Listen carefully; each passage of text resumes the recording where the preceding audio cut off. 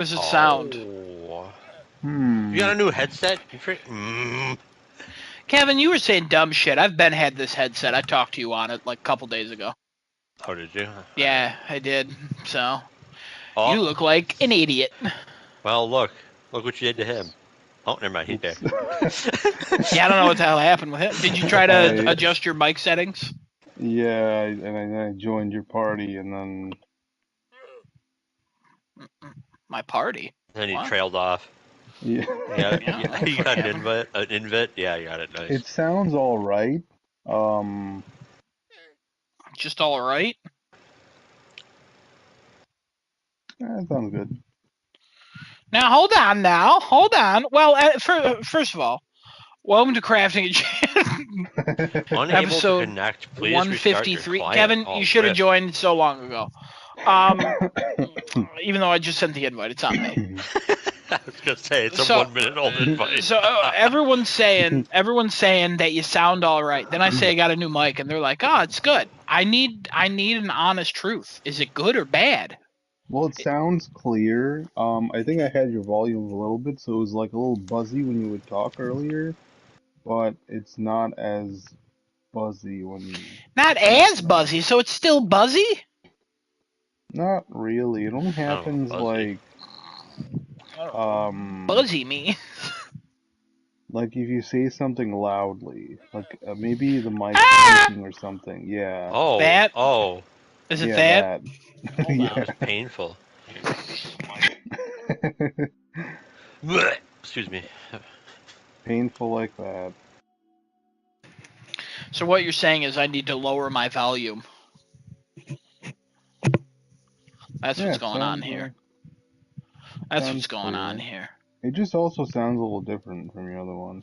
Yeah, it's super different, even though it's the same company, but a different Yeah. brand.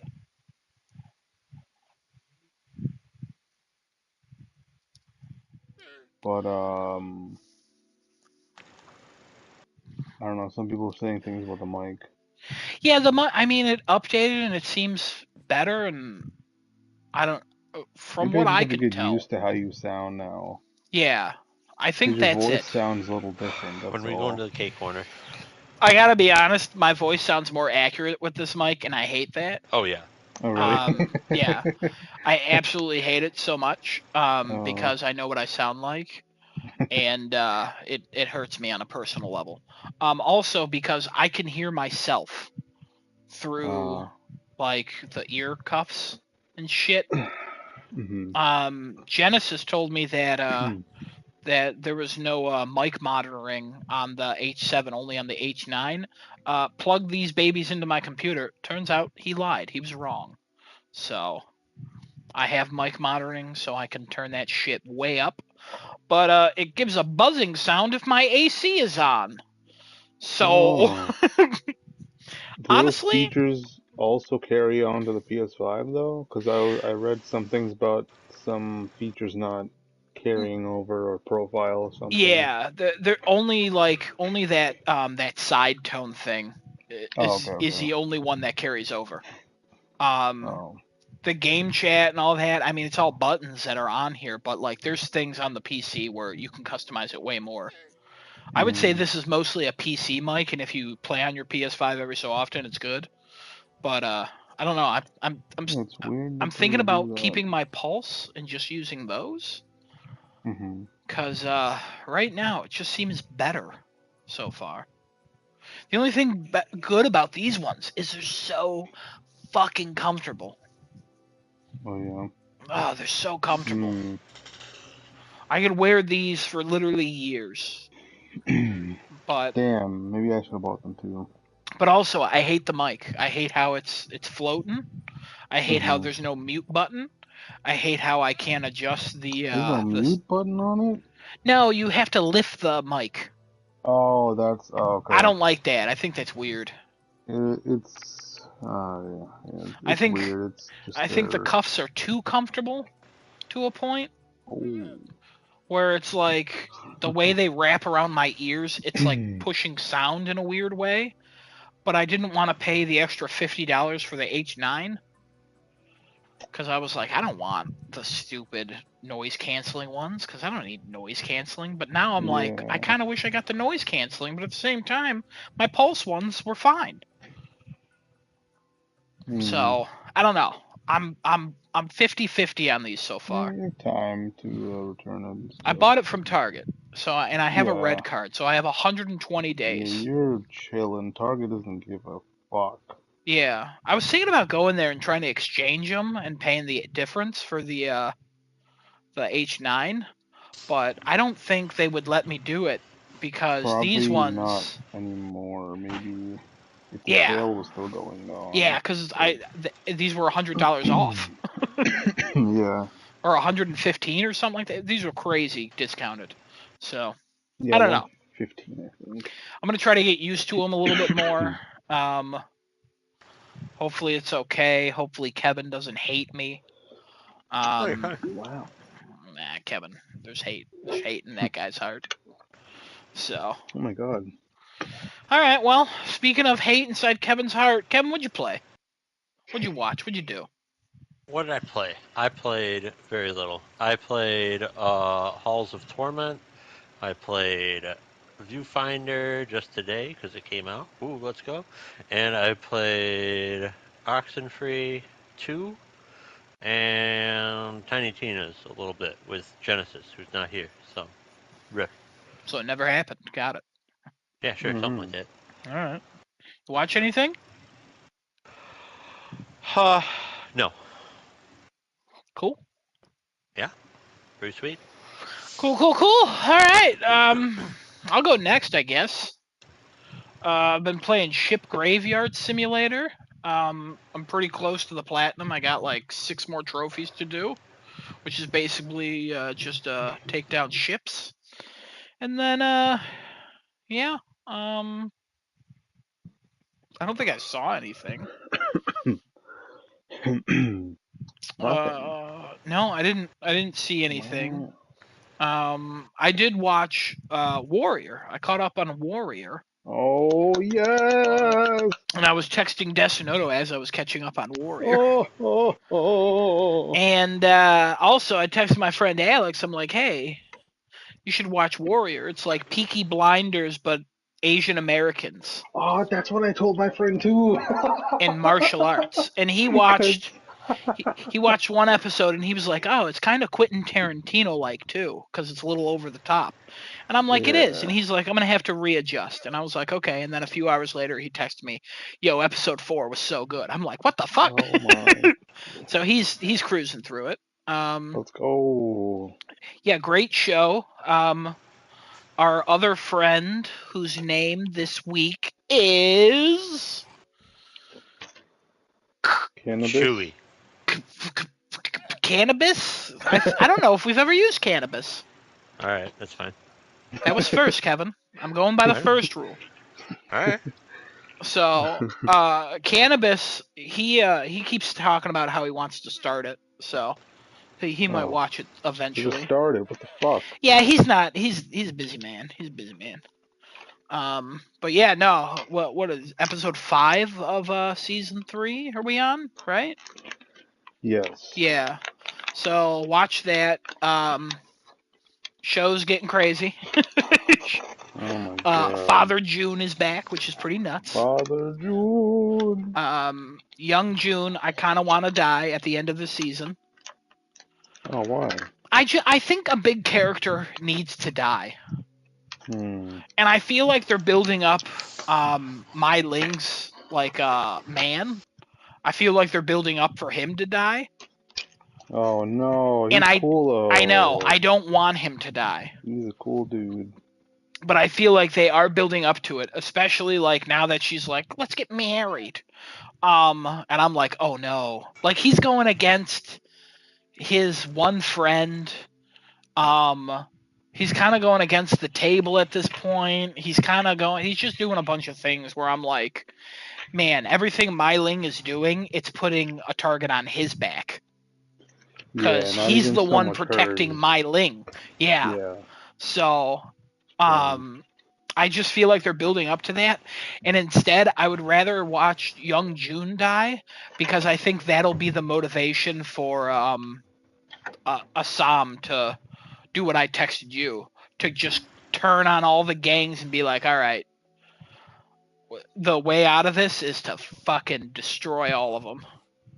He's gonna clean. He's gonna be the avenging angel cleaning up Chinatown. Because Hmm. even though he's a gangster, he doesn't like the gangster part of it. Yeah, he's never he knows how to fight. He likes the people he's with, but he doesn't like what they do really. He's just Yeah, there because he has to be, kind of. yeah. I just feel like Chow's gonna be his Lucius Fox, and he's just gonna turn into like Batman. You know what I mean? He's already Batman. Hmm. God Especially damn, in that that one scene. scene. Oh Yeah, my that one God. scene, man. I was taken away by that scene. It was so good. He starts knocking out lights. I'm like, okay, what's going on here? And they're like, oh, what happened, guys? What happened? I can't see. Honestly, I could totally see him as Nightwing, as like Oh Dick man. Grayson. I would love him in that role. Oh Yeah, he man, would so be. good. Oh. Also, it's building. Oh, that Douglas guy sucks. Nellie was like, "Hey, I got more land, and it's 40 miles further." And Yeah, and Atoy was like, "You know what? No, you can't keep them safe. yeah, You know, unless living she in." has actual protection. You're living on open land that anybody could walk I, over. but at the same time, like Atoy, you're having them live a horrible life where they will eventually get killed living that life or thrown out on the street when they're no longer of value to your company. Like, is it better to live on a farm where you get happiness and then killed every so often? I would say yes. You know, instead of Hmm. getting abused. The reason she wanted to leave and go to this farm area is because she hated her life and her girls hated their lives there. So she Yeah, took she all the wanted to get away ones. from everything. Yeah. Also, I love that little warrior friend of hers that's completely silent. Oh, Like how she's her mad. apprentice girl. Yeah.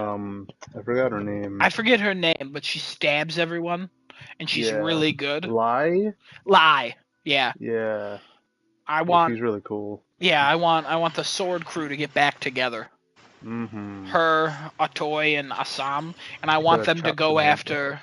I want them to go after Douglas. Oh yes, first one on the list. I want them to go after the mayor, and the mayor's And creepy then, wife oh, or that's girl. I don't know what's going on there. I can't watch when they're both on screen. They're so fucking yuck. A gross man in power is worse when there's a woman who supports him 100%. In any Yeah, movie, it's like I hate you, but I hate her more in some way and I because she's like still supporting just this so much. I can't tell if she's doing it because she actually believes in him or she just wants him to rise to power and get that status with him as like his wife or I something. honestly think it's a little bit of both. I think she does like him, but I also think she's like, this is my ticket to the top. Yeah, I don't think she's using him like to take advantage completely of him. I think she's like, I like this like guy and I'm going with halfway. him.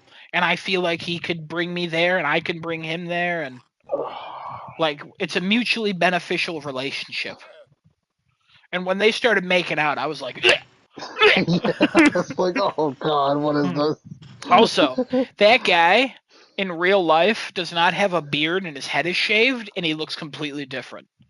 Oh Um, wow. if you go to his IMDb page, it's weird. It's weird as hell. Um, but yeah, and then that I want the lady who saw Mai Ling. I think her husband's name was Bernard.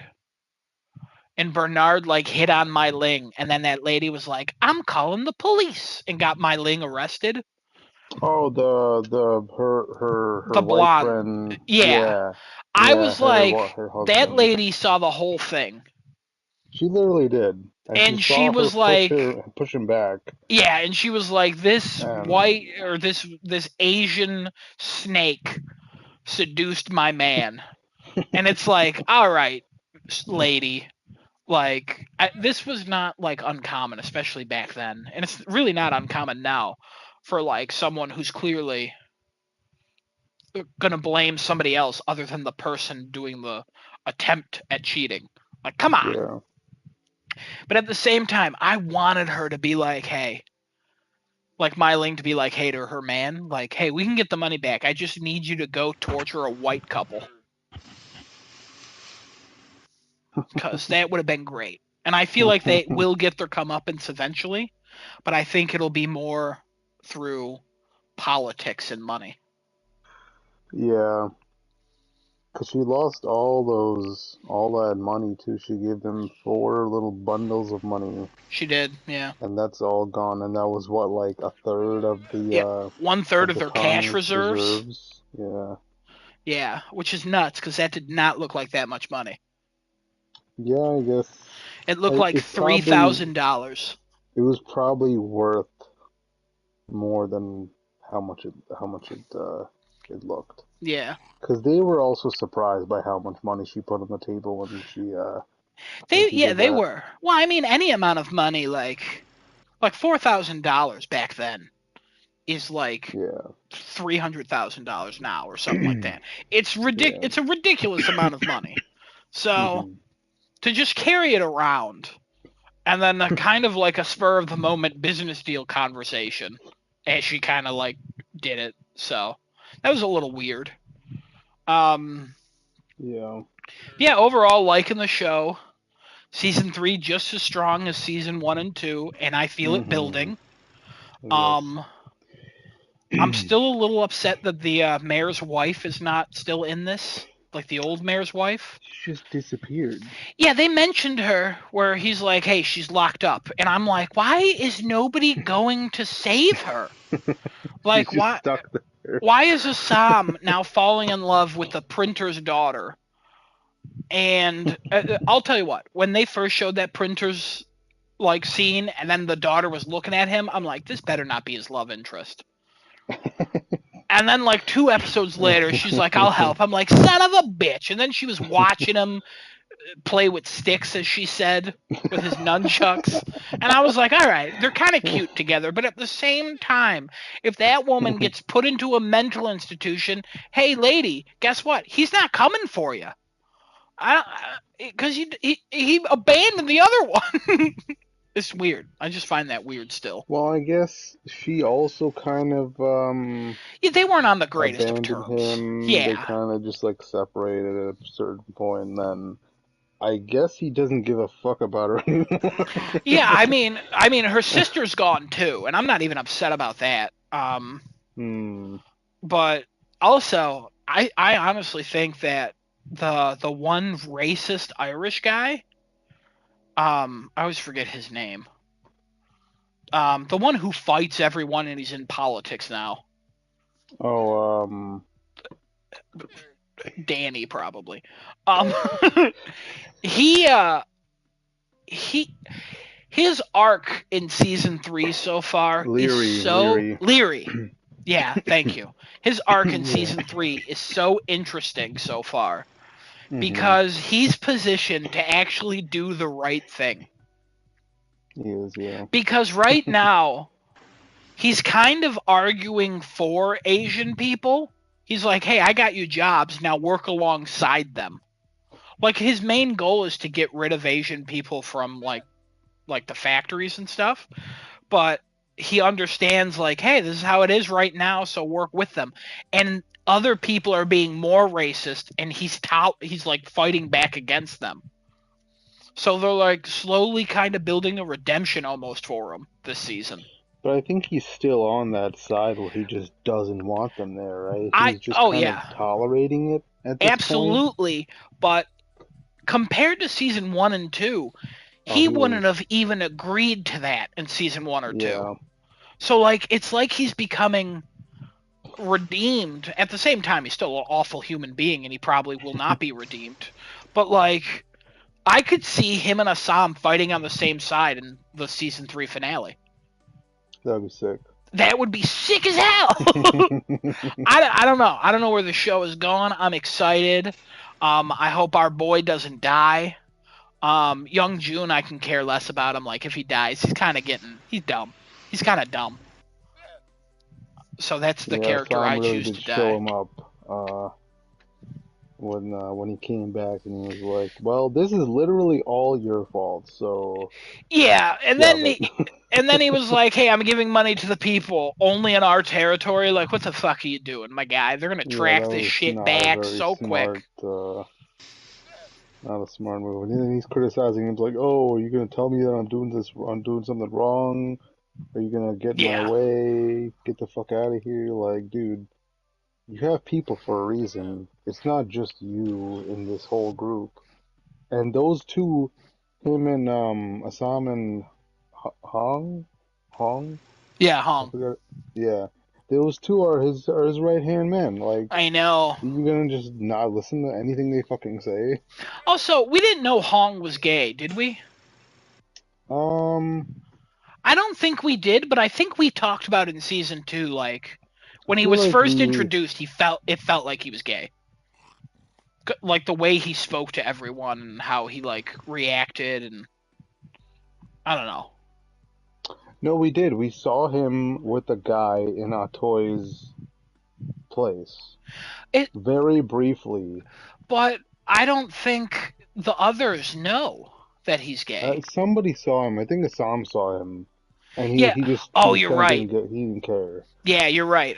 Yeah, Sam don't give a fuck. Sam's just trying to live his life, you know. Yeah, he's just chilling. He's trying to save his sister, who's trying to kill him. You know, there's stuff going on with Sam. But also shout out to Lee, who probably will have to work with Chow to escape. Um, Hmm. hopefully, Yeah, hopefully Lee doesn't die. I really like Lee. Like, but he's so on the good side. I like him, but also, He's making some choices. yeah, But also with good the for whole him for Secret not. Service thing, and Yeah, but like, I mean, he's doing. I mean, they are criminals doing a horrible thing. You can't just print money. You're ruining the work. Like, it's not yeah. great. But at the same time, like, I like Lee so much, and he's doing it because it's going to expunge his record. Right, yeah, So, because and he he's wants to clean. leave with that So, one girl, and then also Bill. I fucking love Bill, and I was so happy when his wife kissed him. and when he threw down his badge in front of that bastard ass I, police chief, that chief sucks. oh my god. We got a new chief. He's from New York City, and that guy showed up, and he's like, "I'm the worst thing that's ever come out of New York City." There's a lot of bad things that come out of New York City, including Genesis. Oh Fucking man. got him. Fucking got him. Clip that, Kevin. Clip that and send it to Genesis. Personal Mm-mm-mm. matters, by Thank you. the But yeah, no, that chief sucks, and way. I'm glad Bill quit. He's always been like the morally gray, but always doing the right thing cop. Yeah, I wonder what he's gonna do now. I don't know. I'm excited though. You I know hope he what? doesn't Maybe die. he'll join Lee with the Secret Service. I don't think he will. No. I don't think he will. I think he will play a role in Chinatown. Hmm. I think he'll go out looking for a job and he won't find one, and then he's going to resort to working in Chinatown. I Imagine could. if he joins a Tong. What would they even do No with him? He way. can't really There fight. is no way. No, he can. Remember, he was in that pit and he fought in season 2. Briefly, didn't Yeah, he get beat up though or something? yeah. He beat a man to death. Oh, he did. Yeah, remember he had to because Leary forced him or whatever. Oh, right. Okay. Yeah, Yeah. yeah. I don't know. Hmm. I'm hopeful for him. That'd be Oh God, so funny. God. If he just shows up in Tong outfit and Assam's like, what the hell? No, I could see him doing like security work in Chinatown, and his wife's like, "Why the fuck are you back in Chinatown?" But honestly, Yeah. if we like never see him again, and he's like, "Hey, I found a job at a factory and we're moving," I would be happy. Oh, he did say he was gonna work for her brother. Yeah, He but had said that at the dinner that they yeah, had. but he's not Irish, so he's gonna get fired. He's not Irish Oh. or Chinese, so He's gone. But yeah, the show's been really good. Very excited. Kevin, you should watch it. You wouldn't like it. Kevin wouldn't like it? Mm, You don't like fighting? I don't know, Kevin. Do you like? Has anything we talked about sound interesting to you? I really haven't been listening. Wow, rude. Okay. Alright. I mean, we've talked about it other weeks. Yep. Still nothing. I'm not watching the show. I don't know. I haven't been listening. All right. Well, Well, it's martial arts with gangs and police. 1878 New York or San Francisco. Jesus Christ. Eh. Yeah, that's about what I expected. If it's not a military operation, it's not for Kevin. You know what I mean? If it's not about some kids exploring a mansion, it's not for Kevin. If it's not about some secret society of people exploring some mansion, it's not for Kevin.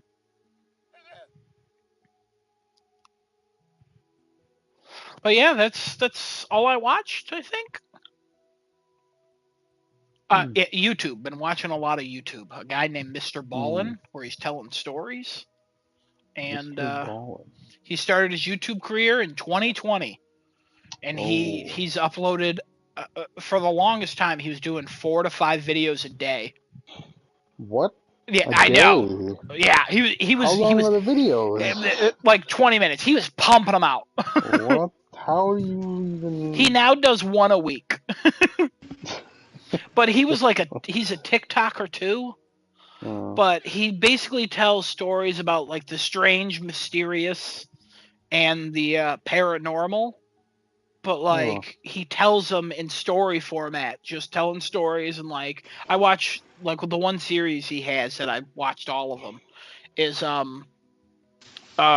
strange stories that are true. So he would do like 3 strange stories and he tells them, and the way he speaks, and like it's literally just his face and him talking to the screen, like to the camera, and just telling you these stories. But he does it in such an interesting way. And like if he talks about a murder, he'll like talk about the victim. He'll talk about like, hey, this person was born here and they had a loving life, and they got married, and then all of a sudden it turns into, and they were the first victim of the BTK killer. And I'm like, whoa! So it's really cool because a lot of the stories I have heard before.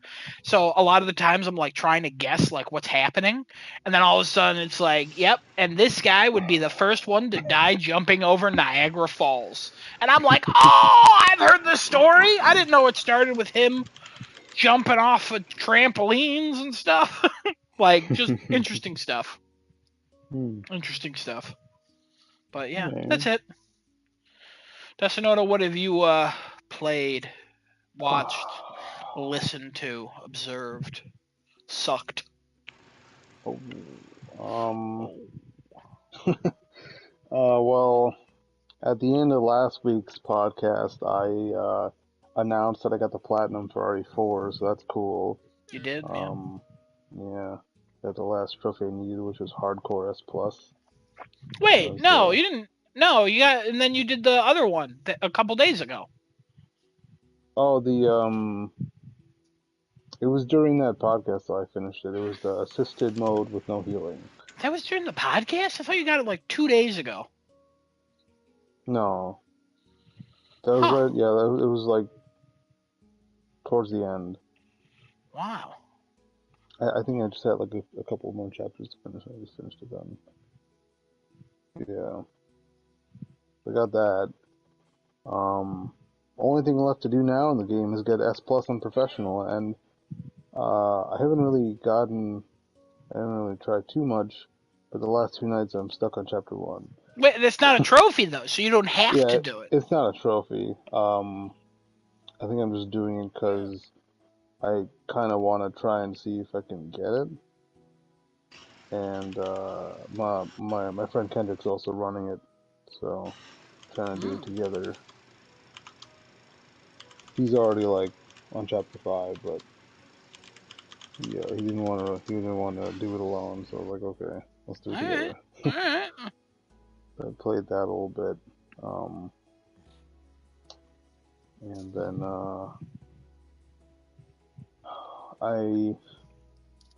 I went back to watching Hell's Kitchen. Oh, great show. Yeah. Season 1 is on Hulu, and then there's season 10 through whatever they have now, 19, I think. Something like that. So I watched season 1, and man, there's so much. It's so funny. It's so funny seeing him yell at everybody, literally anybody, customers, the so-called, some of them so-called chefs, executive chefs. Love when he yells at a customer. Oh yeah. And the customer's like, this was undercooked. It's like, sir, I literally look at it. It's still not undercooked. Like, what are you talking about? You ate the Then whole they come thing. asking for food, There's only bones and left. Fuck you. and he's like, "Don't pay attention to these bimbos behind me." Go fuck. Yep. Ramsey is great. Mm-hmm. So I finished season 1. I started season 10 because there's no season 2 through 9 on Hulu for some reason.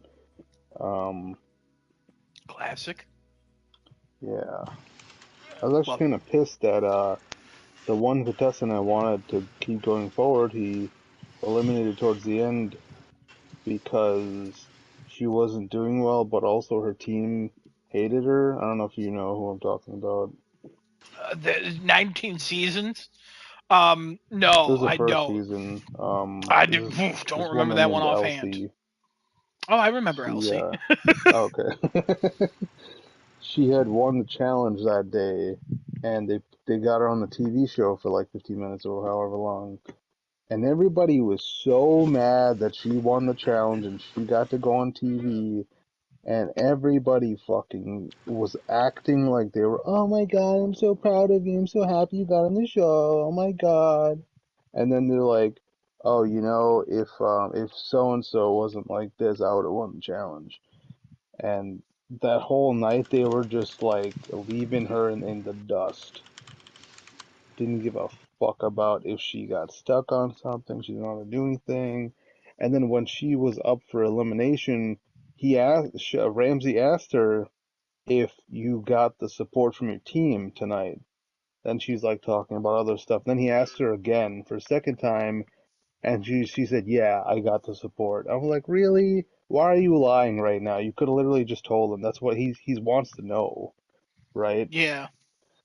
And she ended up getting eliminated, and the other two guys and one girl were left. And then I just saw who won at the end. It was Mike. She But looks like Mike's fine. Tina from The Bear now. Cool. Tina in The Bear? She looks like her now. Oh, I just sent you a picture. oh yeah, Yeah, right? oh I was like, whoa! I'm like, that's yeah, Tina! yeah. Yeah, 'cause she's short curly hair now. Wow. Yeah. Does she say Jeff? Haven't watched season 1 in a while. I don't think she says Jeff. No. Okay, good. Good.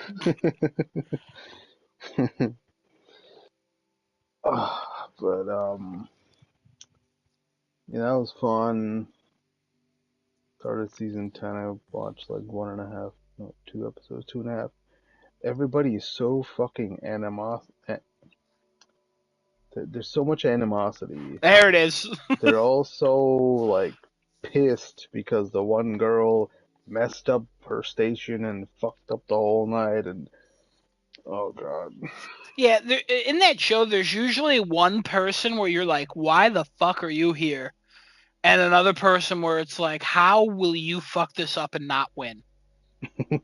And then it's just the whole show, it goes on, and then one person builds up and you're like, oh, I love them, and then they leave in like episode 8 and you're like, Yeah, no. that's literally what happened with Elsie. Yeah. And I'm like, Yeah. why am I gonna watch the rest of this? I don't really care about Royce is in this season. I don't care about fucking Fucking Michael. Ralph, Mike, Ah. and I forgot the girl's name. The other girl, Diane or something. Yeah. Yeah, I didn't care about that. So I'm like, you know what? Fuck this. Let me just go to another season. See the all the funny stuff. So I did that. Um,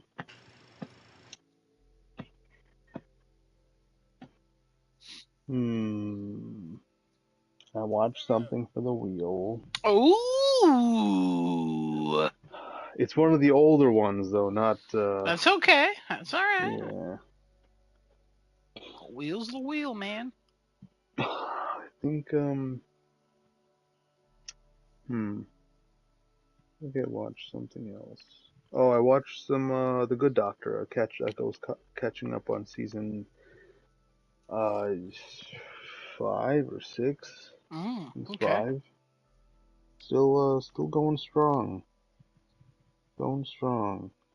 I love Dr. Glassman. Glassy's great.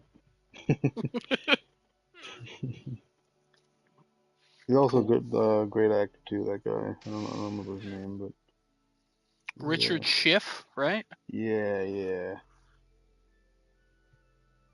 yeah. I think that's about it. Oh, and then Warrior. We already talked about that though. Yeah, we did, and Kevin listened.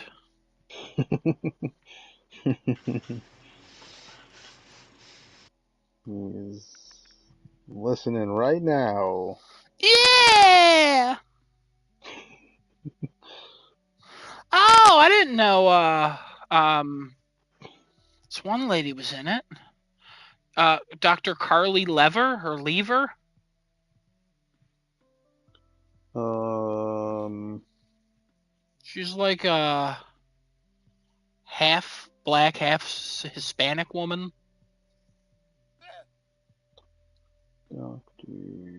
Dr. Lever.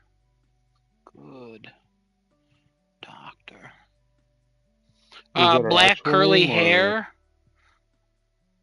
On the show, she has black curly hair and she's in a stethoscope or she's looking through a stethoscope. She's a pathologist, head of pathology. She dated Sean at one point. Oh, it doesn't look like she's been in it for a while.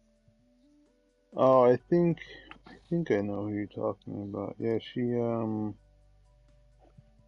hasn't been in it for a bit. I think the last since Sean got um back with Leah. Mm. Yeah, I don't even see her on the cast list here. Yeah, it looks like season 3 she was in it. That was the last time. Yeah. She was on that show Fringe. Oh. Okay.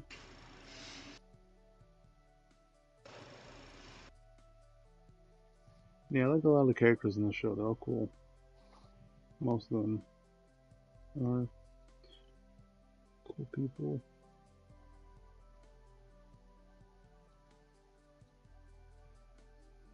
Cool. Player watch anything else? I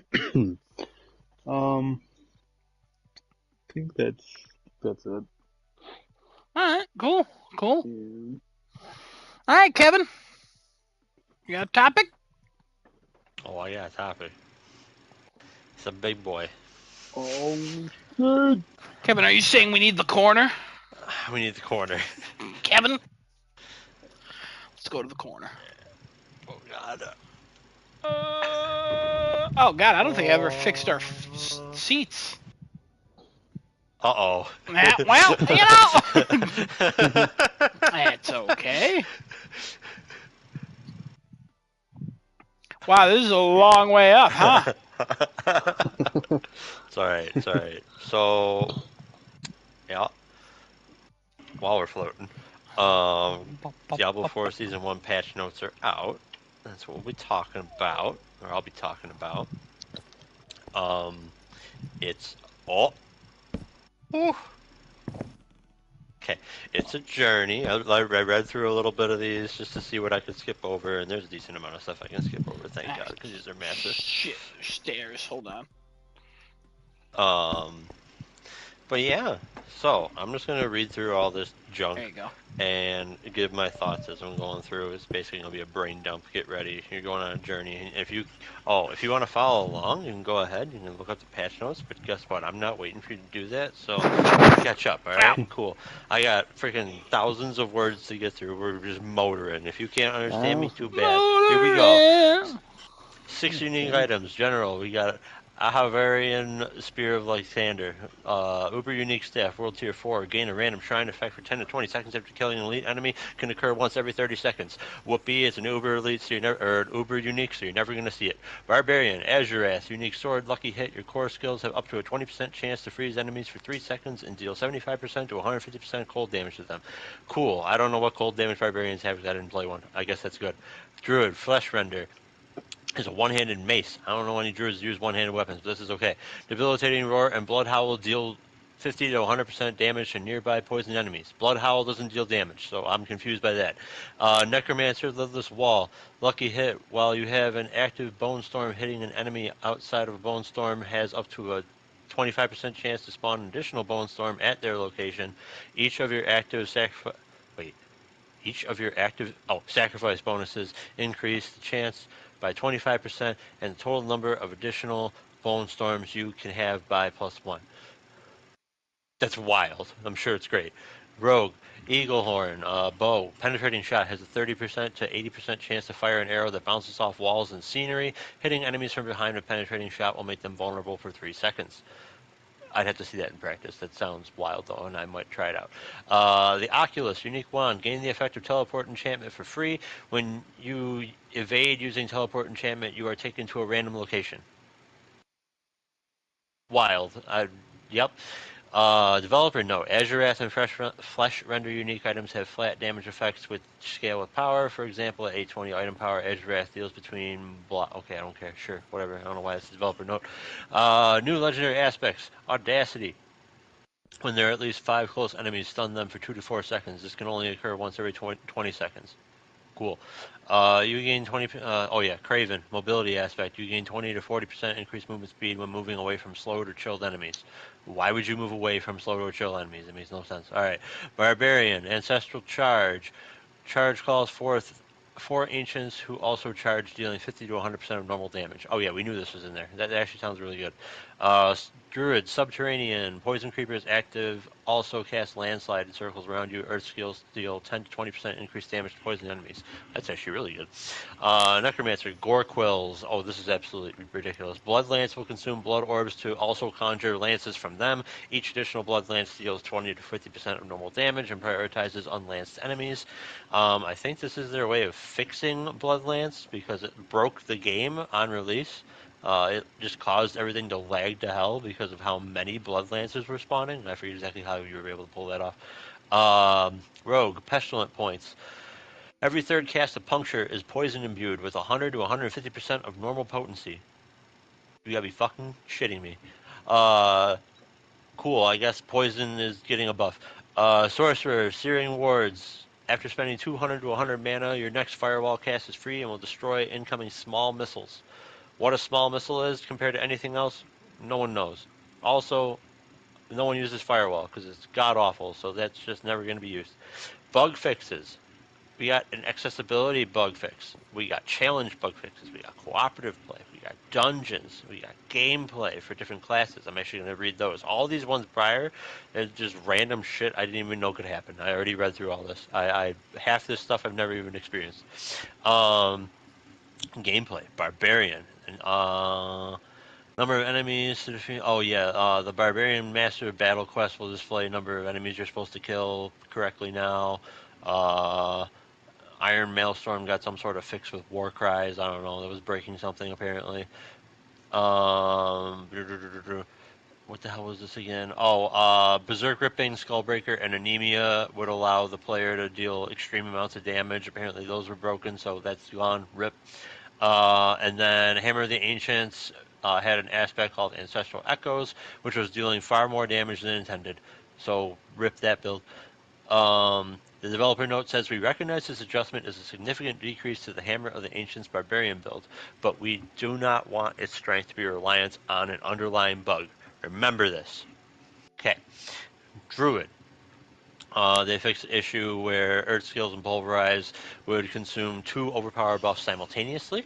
That's kind of cool, because that means you're getting the skill to work correctly, and you'll have more use of overpower, which is already nuts on a Druid. Fixed an issue where the bonus effect of Blood Howl and Night Howler's aspect would apply twice to Wolf Companions, but not at all for Ravens. I don't know who uses Ravens. Fixed an issue where Provocations passive stacks wouldn't update properly after adding more points to it. I don't even know what that means. I've never used Provocation, so who knows. Fixed an issue with Enhanced Pulverize buff would not remove itself while in town. I don't know why that matters. Fixed an issue where Seeking Tornadoes produced by Storm Chaser's aspect would not deal damage, thank God. Fixed an issue where Raven's passive damage did not improve after the skill was upgraded. Yep, that's why nobody used Ravens. Maybe people will use Ravens now. Fixed an issue where Rabies would deal no damage while standing very close to an enemy. Thank God. Of course, that's fixed. Good. And then fixed an issue where Stormclaw's aspect allowed Shred to deal excessive amounts of damage. Okay, cool. I mean, it should be fine, because Shred is just nuts on itself and doesn't really need to be more broken. It still should affect that build. Necromancer. Fixed an issue where Necromancers could not obtain daggers from the Purveyor of Curiosities. Yeah, that was strange. The option just wasn't available to you. It's great. Fixed an issue where the Necromancer's minions would have their life bonuses deactivated while in town. That's always been an issue for them for some reason in Diablo games. I don't understand why. Fix an issue where Bone Spear cast through Chilling Wind from an elite enemy would increase the number of generated echoes for that cast. I don't even know what echoes are, so apparently I never used that skill. Fix an issue where Enhanced Bone Spear could cause erratic movement. No idea what they mean by that. Fix an issue where canceling Blood Mist when it's already off cooldown would immediately recast it. Sure. I don't understand that. Because if it's off cooldown, of course it's going to immediately recast it. I'm so confused. Whatever. If you can cancel an ability, it should go off cooldown after it expires, not be able to go off cooldown while it's still running. But, whatever. Rogue. Fixed an issue where Shadow Step wouldn't trigger the aspect of Uncanny Treachery if the target was killed. Interesting. Okay, cool.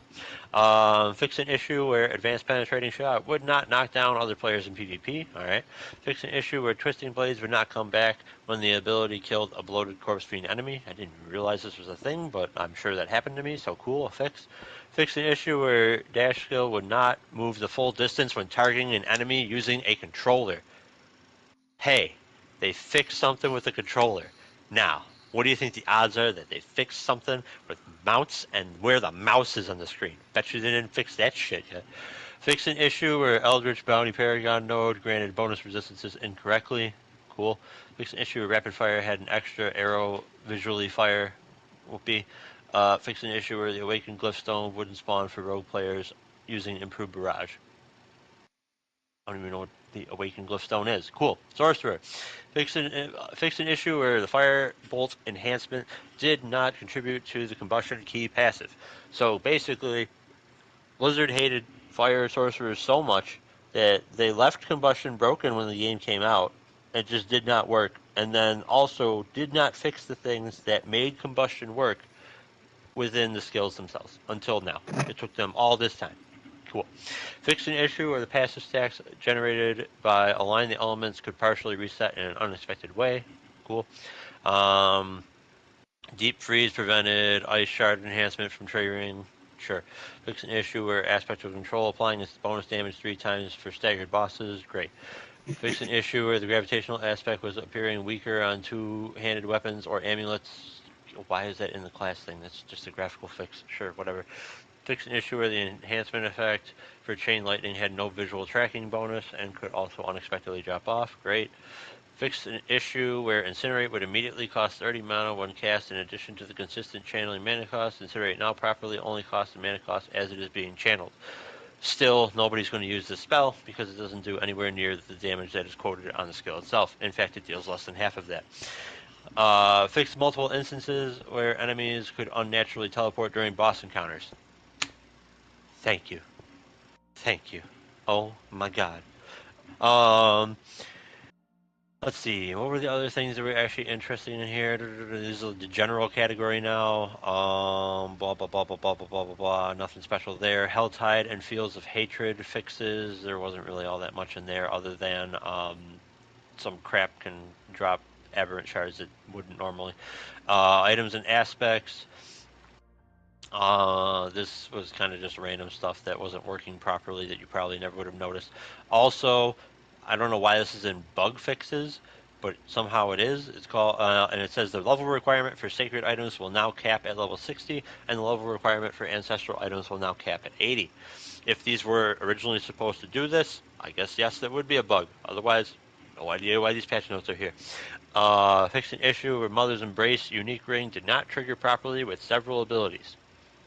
And what that did is it refunded your primary resource to you. So somehow they got that wrong. Bug fixes with monsters, those were all kind of funky. Don't really worry about that. The only important thing, thank God, is fix an issue where treasure goblins would behave erratically if initially engaged from a long distance. Maybe we can actually chase the fuckers down now. Cool. Fixed quests and events. I read through these, and quests and events are more or less fixed. Whenever an event would like just stop or be uncompletable, I think they actually addressed all of them. User interface and user experience, whatever, great, cool. Miscellaneous, whatever, great, cool. Loading screen updates. We've added more dynamic loading screens with the release of Season of the Malignant. This includes adding more assets to the loading screen, such as your player character. What loading screen? What loading screen? The dungeons? The dungeon? When I load into a dungeon? I don't need to see my character then. I'll just see the splash screen for the dungeon like you do in World of Warcraft. Or any other freaking game. I don't know what we'll load. Okay, sure, great. It's important to Gameplay know updates. who you are. Look at your character that you're playing currently. Gameplay updates, general. Altar of Loath unlocks are now account-wide. Map discovery is account-wide. Whispers will no longer reward sigil dust, cause we hate you. Overall loot quality has been significantly improved for silent chests, and no one will go for them because they are fucking nowhere. The channel time for leave dungeon ability has been increased for 3 to 5 seconds. Get wrecked, hardcore. We have generally reduced the tendency for many monsters to move around in combat so that melee characters don't have to chase down their enemies as much. Now hold on. So I actually enjoyed the fact that ranged enemies tried to stay ranged from you. So maybe I'm okay with that change. I would like ranged things to prefer to live. Added DualSense Edge wireless control support for PC. Hey, PS5. Renowned value adjustments for side quests and dungeons. They both went up by 10, and they are retroactive. So if you already have that junk unlocked, guess what? You got more renown now for free. And if you're like me and you already maxed everything out, get fucked. World Tier 2 has had the following bonuses added. Bonus gold increased from 15 to 20%, which means you'll probably get a whole extra 3 pieces of gold every kill. Monsters now drop 15% more items. I don't understand how that works because monsters either drop 1 item or they drop no items. So I don't see how you get 15% more items. I know what they mean, but I'm going to make fun of that. Their note. We like where World Tier 2 has landed overall, but are increasing its reward pace to better align with its difficulty. Cool. Because there was no point in playing on it. Level scaling inside dungeons and most overworld territories have been adjusted in World Tiers 3 and 4. Monsters will begin to trail behind the player in level after a certain point up to a maximum of 5 levels behind. This change does not affect world bosses, Legion events, Fields of Hatred, Helltide, or Nightmare dungeons. We want to give players a better sense of their power progression and mastery over the world while still challenging themselves with structured endgame activities. I'm going to read this again. I read ahead. I'm going to read this developer note again. We want to give players a better sense of their power progression and mastery over the world while still challenging themselves with structured endgame activities. So, the way that world tiers worked, World Tier 1 and 2 are meant for levels like 1 to 50. You can still level after level 50, but enemies just stopped leveling up at 50. So your experience gain was slightly negatively affected, and it really tried to push you into the next world tier, which would be World Tier 3. And then when you went into World Tier 3, enemies were at the lowest 53. And at World Tier 4, the lowest was 73. And again, World Tier 3 would go up to about level 70, and you would hop over to World Tier 4, where enemies would be 3 levels higher than you again. Cool.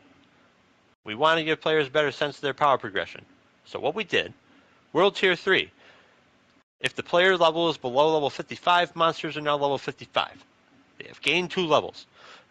World Tier 4, if the player's level is below 75, the monster's level is now 75.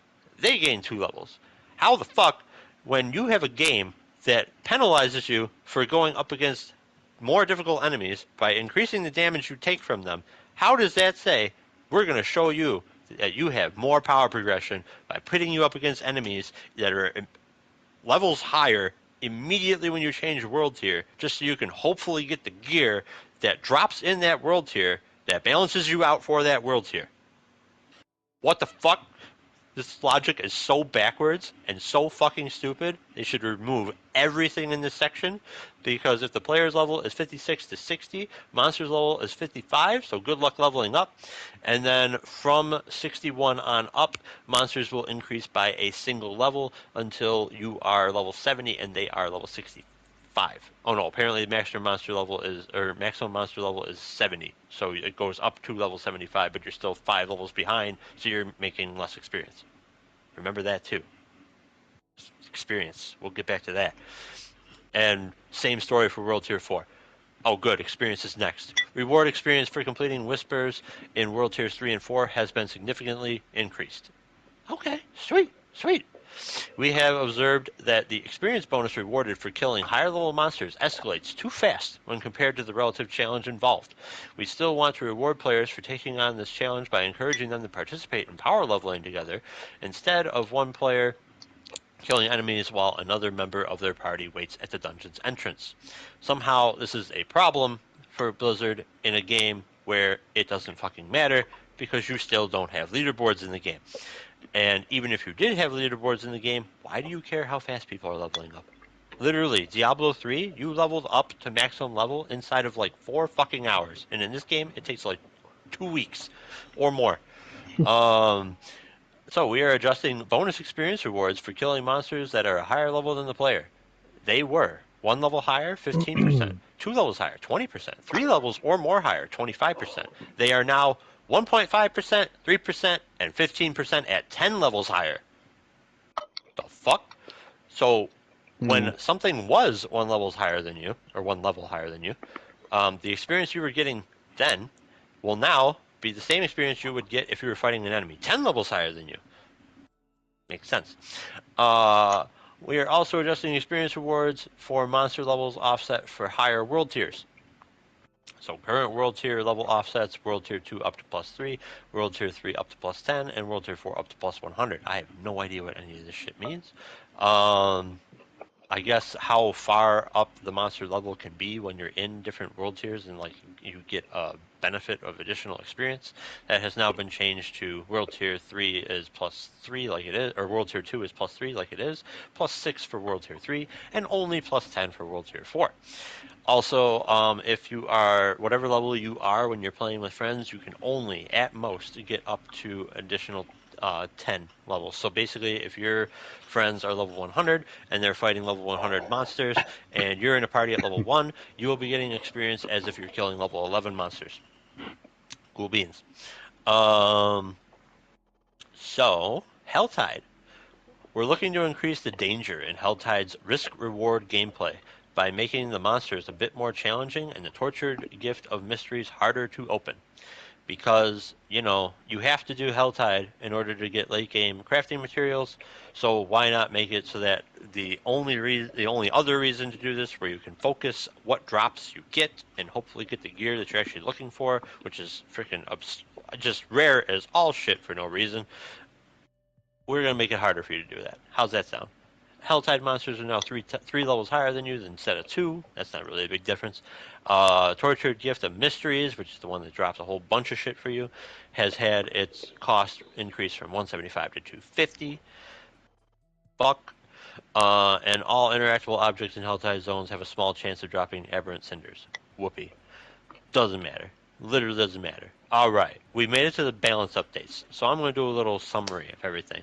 You want experience. Players were complaining. Oh my God, we had to level up all this way, and now we're going to start at level 1. We got to level up again. Holy Jesus, please make seasonal experience better, because the season only lasts 3 months, whereas the Eternal Realm lasts eternally.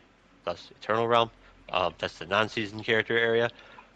But no, you have a limited time to play in Season 1. So let's nerf XP gain, because that makes sense.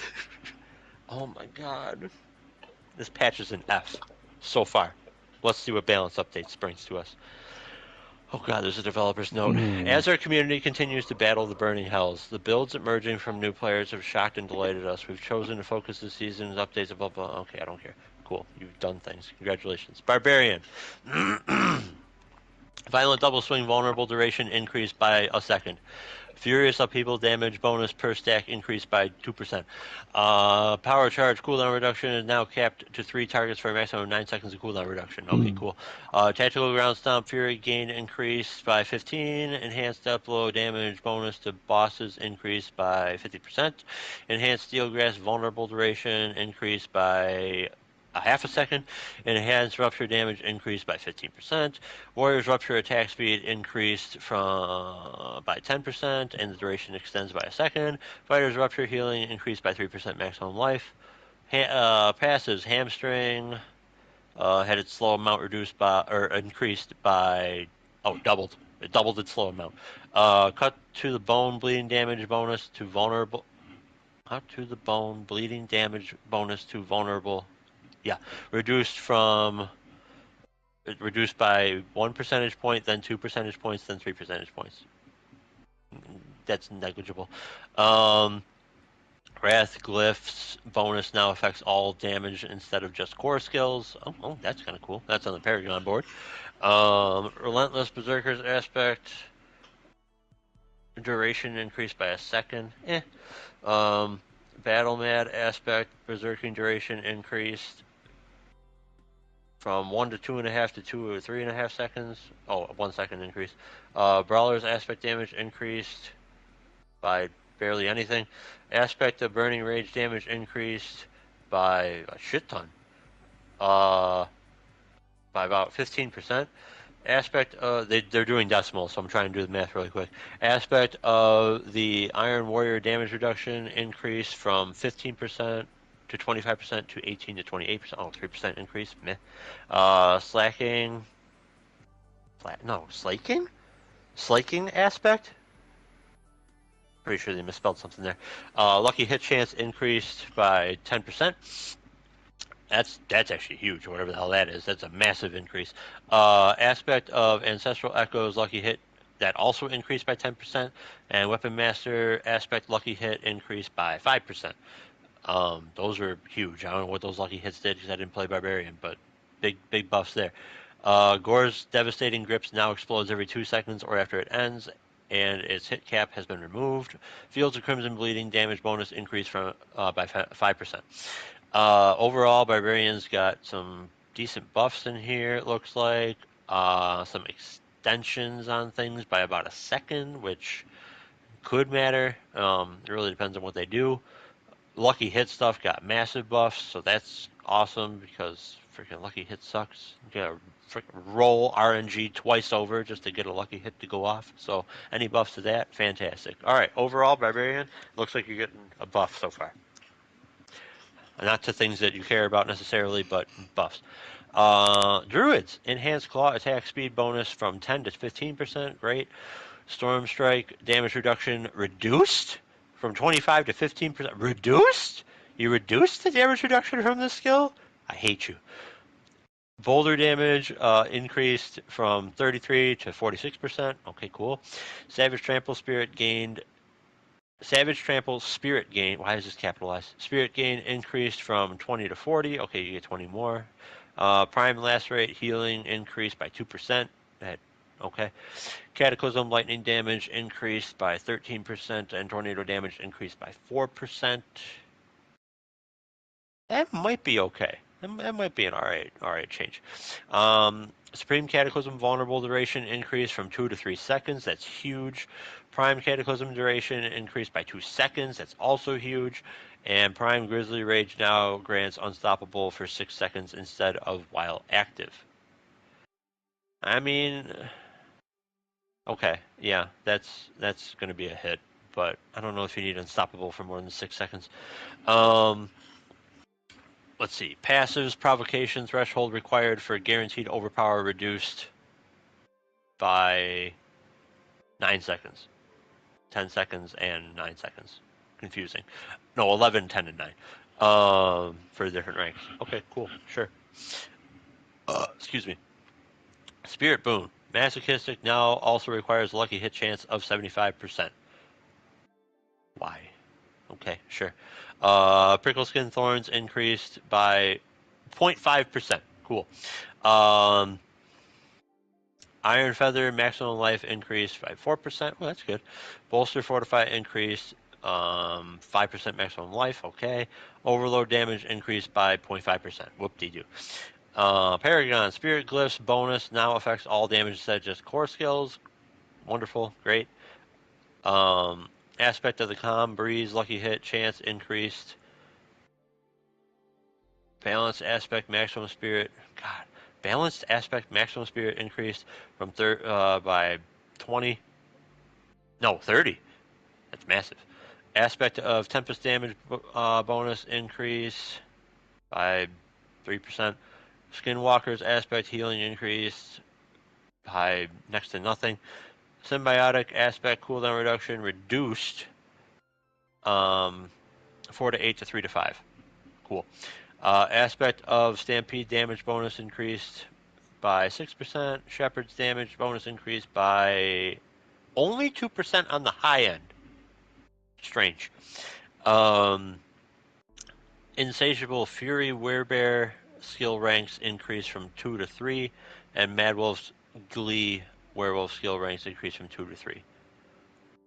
Those changes for those items are fucking insane. Excuse me? Okay, so basically the unique gear that gives you plus ranks to skills for Werebear or Werewolf is giving you a whole additional plus to all those skills, which is absolutely nuts. Got a few lucky hit things that look pretty good. Some spirit gain things were actually pretty good, and maybe they'll see use now. Cataclysm got a little bit of a buff and is probably in a really good spot now. Everything else is kind of eh. So, Druids overall, pretty good. Pretty good. Necromancer. Holy Jesus, what the hell is all this? Initiates decompose slow increased. Woohoo.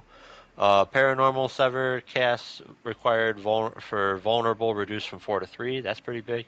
Enhanced Blood Surge healing is increased by 0.5% of maximum life. That could be pretty good. Depends on what your life is.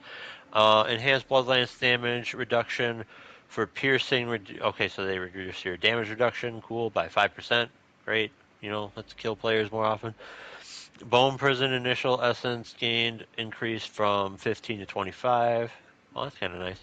Aberrant Iron Maiden. Nobody uses Iron Maiden. Golem moves faster and unhindered through enemies when their cooldown is activated. Why only when their cooldown is activated? Why? The thing has enough trouble getting around. Supreme Blood Wave leaves behind blood orbs earlier in its path. Woohoo. Raised Skeleton, Corpse Explosion, and Corpse Tendrils range for auto-targeting corpses on mouse and keyboard increased by 50%. Okay, so your mouse doesn't have to be as close to them. Fun. Raise Skeletal Priest bonus damage increased by 10%, and Raise Skeletal Priest healing increased by 5%. Yippee. Nobody uses freaking minions anyways. Passives, Evulsion bonus, damage to vulnerable reduced by not much. Transfusion minion healing increased by 5%, 10%, and 15%. Drain Vitality Lucky Hit chance increased by 5%, cool. And Amplify damage increased by next to nothing. Book of the Dead. This is it, baby. Book of the Dead. Here's where they buff minions, right? Yeah, right. Necromancer's minions will now automatically resummon after respawning during a world boss fight. Oh, got it. If you respawn. Yeah. Okay, cool. Sure, whatever. Skeleton Warrior Defenders upgrade Thorns inherited increase from by 10%. Whoop-de-doo. Shadow Skeleton Mage upgrade attacks required for an additional Shadow Bull reduced from 5 to 4. Maybe that's big, probably not. Uh, Bone Skeleton Mage upgrade fortify amount increase from 11 to 20%. Oh, that's actually pretty big. Iron Golem's upgrade attack required for slam. Wait. Iron Golem's upgrade attacks required for slam attack reduced from 5 to 4. That is the most confusing sentence. Basically, whatever triggers a slam on a golem has been reduced from 5 to 4 hits. There, look, I wrote it even better. Paragon, Essence Glyph, affects damage that isn't just core skills. Great, good. Aspect, splintering aspect of bone shard damage, bonus reduced from 50 to 100 to 30 to 60. That needed to be reduced. Yeah, that's fine. Aspect of plunging darkness, bonus damage increased by 25%. Okay. Coldbringer's aspect, blizzard cooldown reduced from 10 to 8. That's pretty big too. Aspect of hungry blood, chance to fire a blood lance increased from 10 to 20% to 13 to 23%. That's not that big. Blood soaked aspect damage increased by next to nothing. Aspect of ultimate shadow damage increased by more than double. Wow. Wow. Okay. That's huge. Look up whatever that is. Aspect of ultimate shadow. That got a huge buff. Aspect of grasping vines critical strike damage bonus reduced by 10 and 20%. Osseous Gale aspect bonus bone storm. Good lord, these are confusing as shit to read. Duration increased by 2 seconds. Yippee. Aspect of the damned damage bonus increased by 10%. Could be good. Blood bathed aspect echo damage reduction reduced because, why the hell should anybody have damage reduction apparently? Aspect of reanimation skeletons damage bonus increased by 10%. Items. Bloodless Scream essence gained increase from by 3 and 5. I don't know who needs essence. I really don't, but okay, sure. Deathless Visage damage increased by negligible amounts. So, items, you haven't gotten anything changed. Whatever the hell the aspect of Ultimate Shadow is, revisit that because that got a giant buff. And then there were some other things in here that are pretty neat. Not a whole lot though. Auto targeting for corpse explosion. I mean, if you can't move a mouse, I guess that's good. Um, that's really it. That's all that I remember. Rogue. Oh man, no, this is sorcerer. I can't read. Oh no, it's not. This is rogue. Boy, oh boy. You think I know my alphabet? Rogue. All right, here we go. Here comes all the nerfs. I'm ready. Nerf him. Nerf me, daddy. Advanced rapid fire duration. I don't know what that means. Advanced rapid fire duration increased by 2 seconds. Great. Caltrops cast speed increased by 15%. Cool. It might actually be useful now because it took forever to throw little bits of metal on the ground.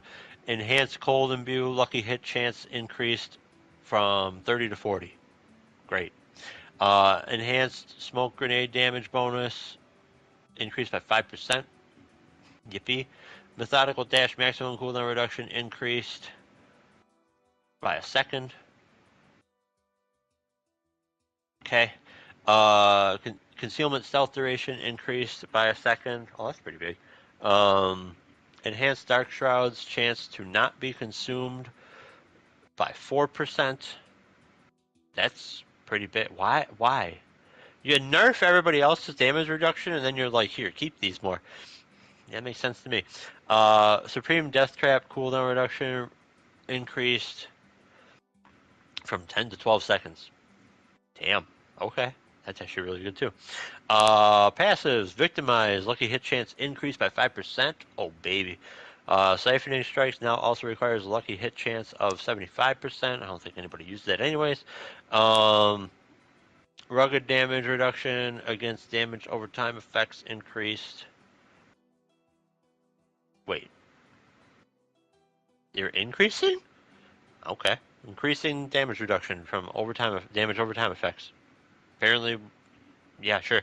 Mending obscurity, healing per second, while stealth increased by not much. Aftermath energy restored increased by an amount that probably doesn't really matter at all. Cool. Already. What? This is the only class so far that has gotten damage reduction increases. Um, Paragon board. Combat glyphs bonus now affects all damage set just core skills like everybody else. And Eldritch Bounty legendary node duration increased from 6 to 9 seconds. That's gigantic. Preparation's ultimate cooldown reduced, or no, Preparation ultimate cooldown reduction increased from 4 to 5 seconds. Legendary aspects. Aspect of volatile shadows damage increased by doubled, just about. Icy Alchemist aspect chill increased by 10%. Shadow Slicer aspect damage increased by what? What? Shadow Slicer aspect damage increased from 25 to 30%. No, 25 to 35%. To 80 to 100%. What the fuck? Alright, well, there's that. Look at Shadow Slicer aspect, wherever that is. Toxic Alchemist's damage increased by a good amount, 30%-ish? Not bad. Vengeful Aspect Lucky Hit Chance increased by 10%. Aspect of Imitated Imbuement's duration increased from 5 to 9 seconds. That's pretty big too. Jesus Christ. Okay. Aspect of Stolen Vigor healing increased by not much. I think that might be life per hit, and that's not horrible, but it didn't really change a whole lot. Aspect of Lethal Dusk life of kill. Yeah. Duration increased by 2 seconds. I'm not reading that again. Aspect of Noxious Ice bonus damage increased by 4%. Yippee. Aspect of Elusive Menace dodge chance increased by 2%. Wow. Sky Hunter's energy gain has been increased by 5. Okay. And Grasp of Shadow lucky hit chance increased by 4%. Okay. So no nerfs at all, from what I can tell. No nerfs to Rogue, the most broken class in the game so far overall, because you can literally do whatever the fuck you want to. And it has multiple viable builds as opposed to other classes. And we've completely changed whatever Shadow Slicer aspect did by almost increasing the damage by 400%. Yeah, wow. Okay, so Rogue's just even more broken. Good. I'm glad. Sorcerer. Can't wait. If Rogue was all buff, Sorcerer's just gonna be nerfs, right? You just kick the class further into the ground. Just bury it now. Delete the class. Might as well. Cool. Might as Sorcerer. well. Sorcerer. Enhanced charge pulse damage increased by 6% and now benefits from skill ranks. What? Now benefits from skill rank? It didn't before? Oh no. Of course. More things for Sorcerer are apparently broken. Destructive charge bolts damage reduction increased. Oh, damage reduction increased. Look at that. Destructive Incinerate damage reduction increased, both were by 5%. Ice Blade's cast cleanup has been tightened, allowing players to act after it's cast sooner. Okay, well, everybody who's using the Ice Blade thing should be fun, or should be fine. I think that's the build that's going around right now. Firebolt initial damage increased by 8%. Okay. It's still shit. Wizard's Firewall maximum increased mana regeneration increased by 10%. No one cares. No one uses Firewall unless there's a buff coming up, and I don't see it in here. Wizard's Blizzard core skill mana cost reduction increased by 10%. I don't think anybody used Blizzard, and I don't think that's a reason to use Blizzard. Supreme Deep Freeze cooldown reduction increased from 50 to 100%. Oh shit, whatever the hell that is, its cooldown reduction has been greatly improved to... Wait. Cooldown reduction increased from 50% to 100%. Does that just mean that it comes off cooldown? I don't know. I'm not going to think about it. Cool. Whatever that is, got a massive buff. congratulations, Cold Sorcerer is the only build so far in the game that is worth any dams. Got more buffs and nothing to fire. Passives. Elemental Dominance now also affects mastery skills instead of just core skills. I don't think anybody cares about that. Potent Warding duration increased by 6 seconds. That's gigantic. Protection Barrier increased by a second. Don't care. Align Elements damage reduction per second increased. Wow, more damage reduction increased. Okay. At least, I mean, the Sorcerer needed it. Mana Shield damage reduction increased by 2, 4, and 6%. Devouring Blaze bonus critical damage reduced. Cool. So fire got nerfed, although everybody else did too, because everybody used this skill.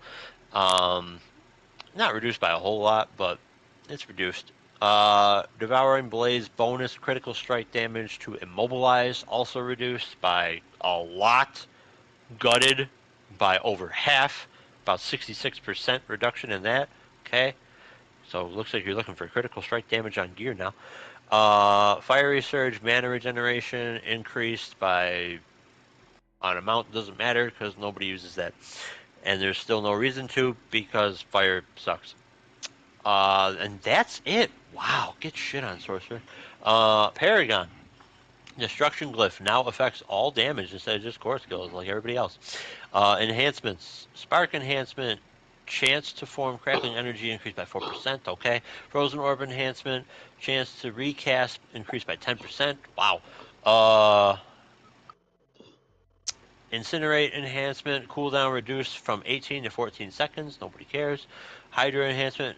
Mana threshold reduced by 100 mana. Also, nobody cares because nobody uses those enhancements, and that's not a reason to do so.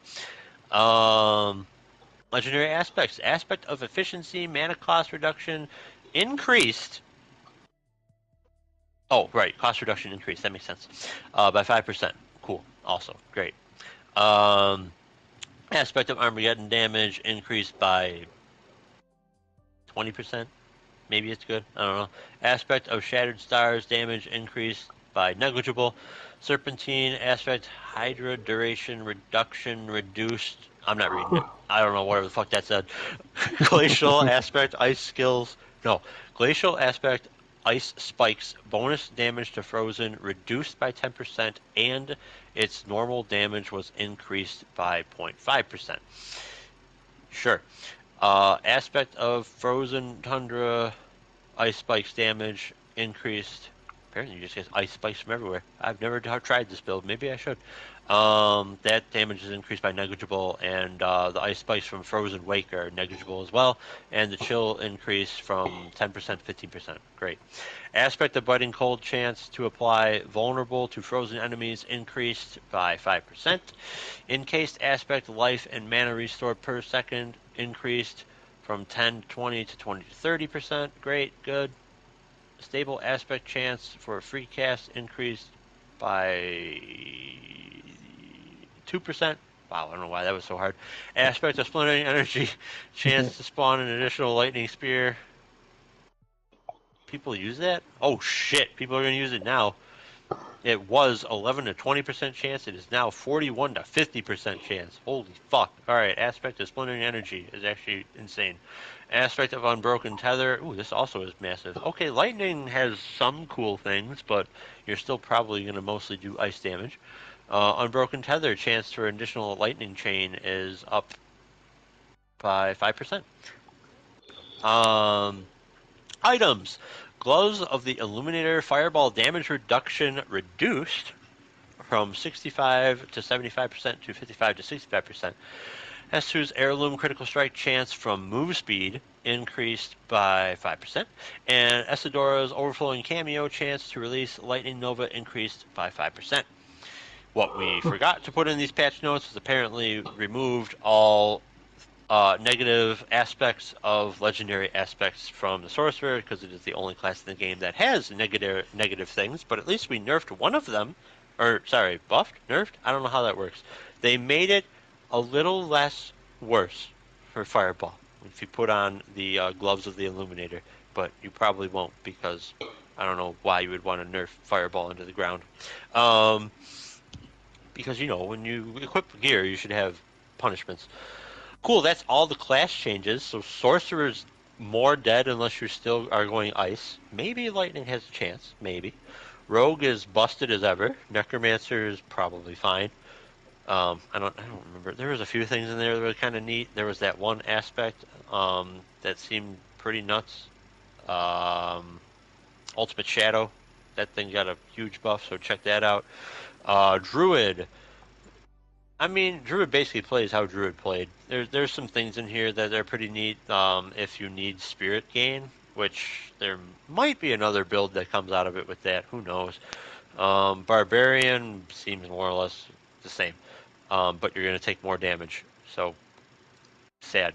Um, cool. General changes to aspects. I don't know what you are.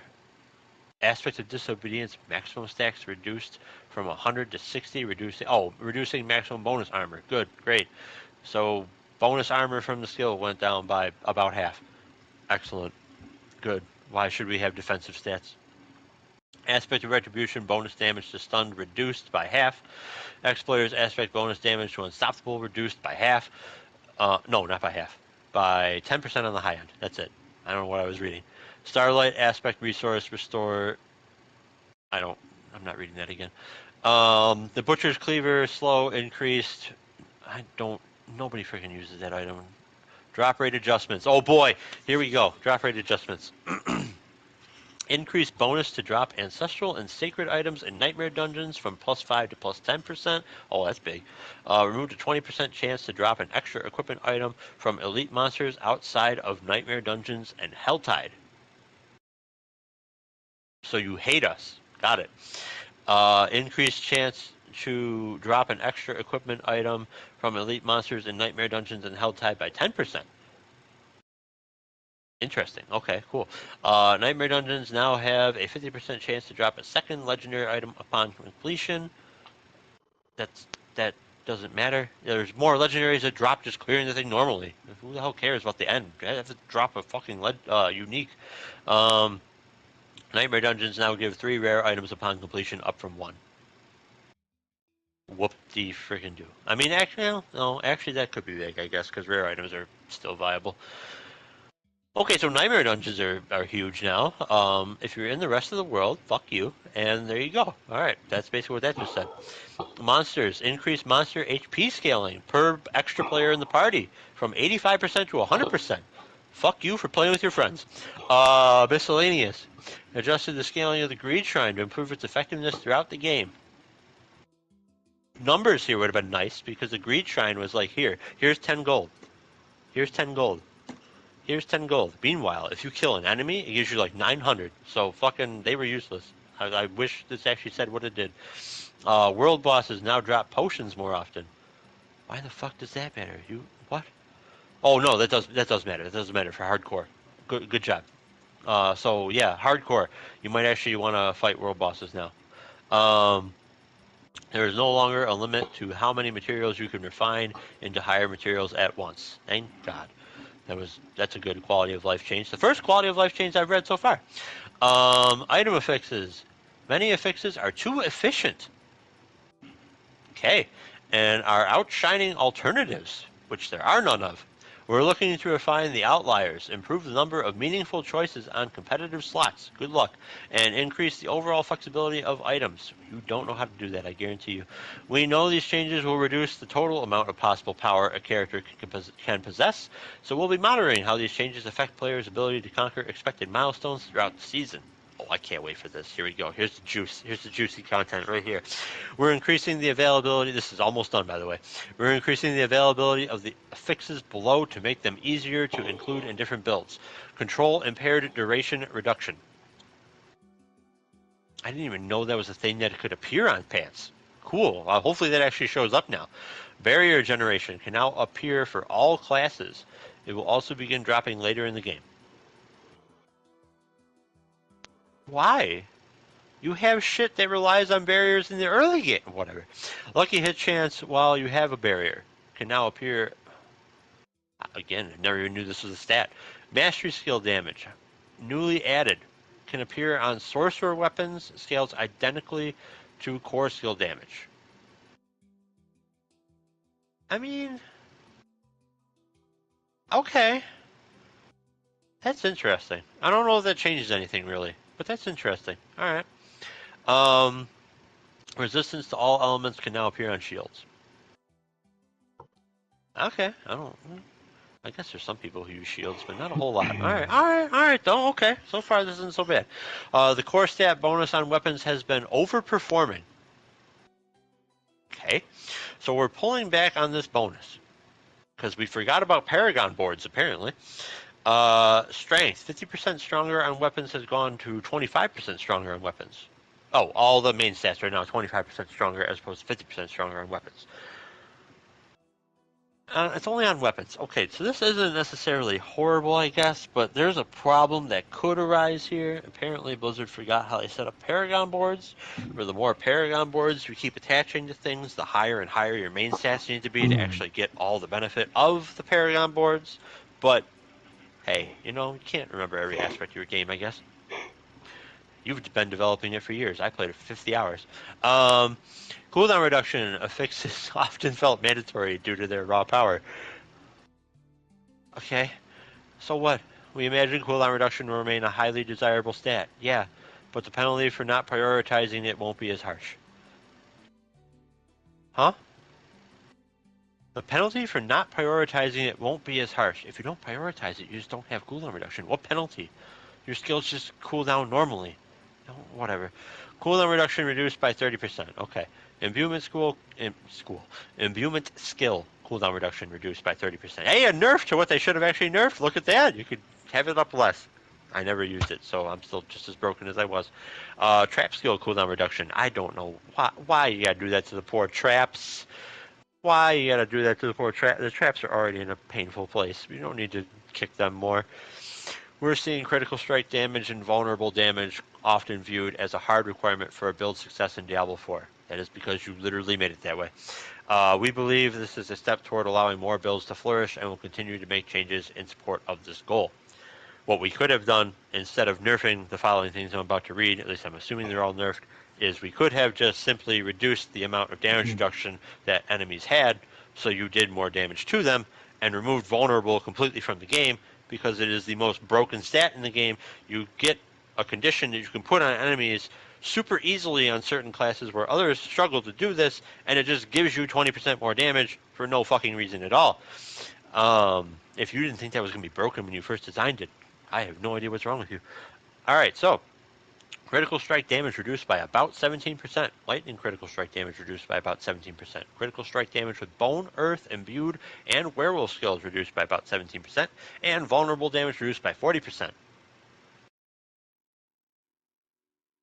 So it's about like a 14%, 12% gain now? Yeah, okay. 13%-ish. Okay. Well, we'll see where that goes. Still, enemies are going to have the damage reduction that they have, so great. Disparities in inherited affixes can rule some weapons out before the rest of their stats are even rolled.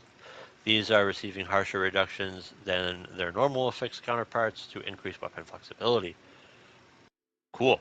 Critical strike damage inherent on swords has been reduced by half. Jesus Christ. Vulnerable damage inherent on crossbows has been reduced by 65%. Well, fuck. Get owned, ranged rogue. You are literally the only one that uses crossbows. Well, actually, no, I guess other classes can equip crossbows. They just don't use them. Okay. Wow. Wow.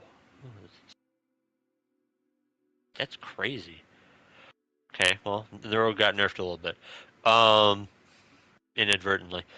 Damage bonus to crowd-controlled enemies was overperforming relative to the ease of activating it versus stricter crowd-control type-specific affixes.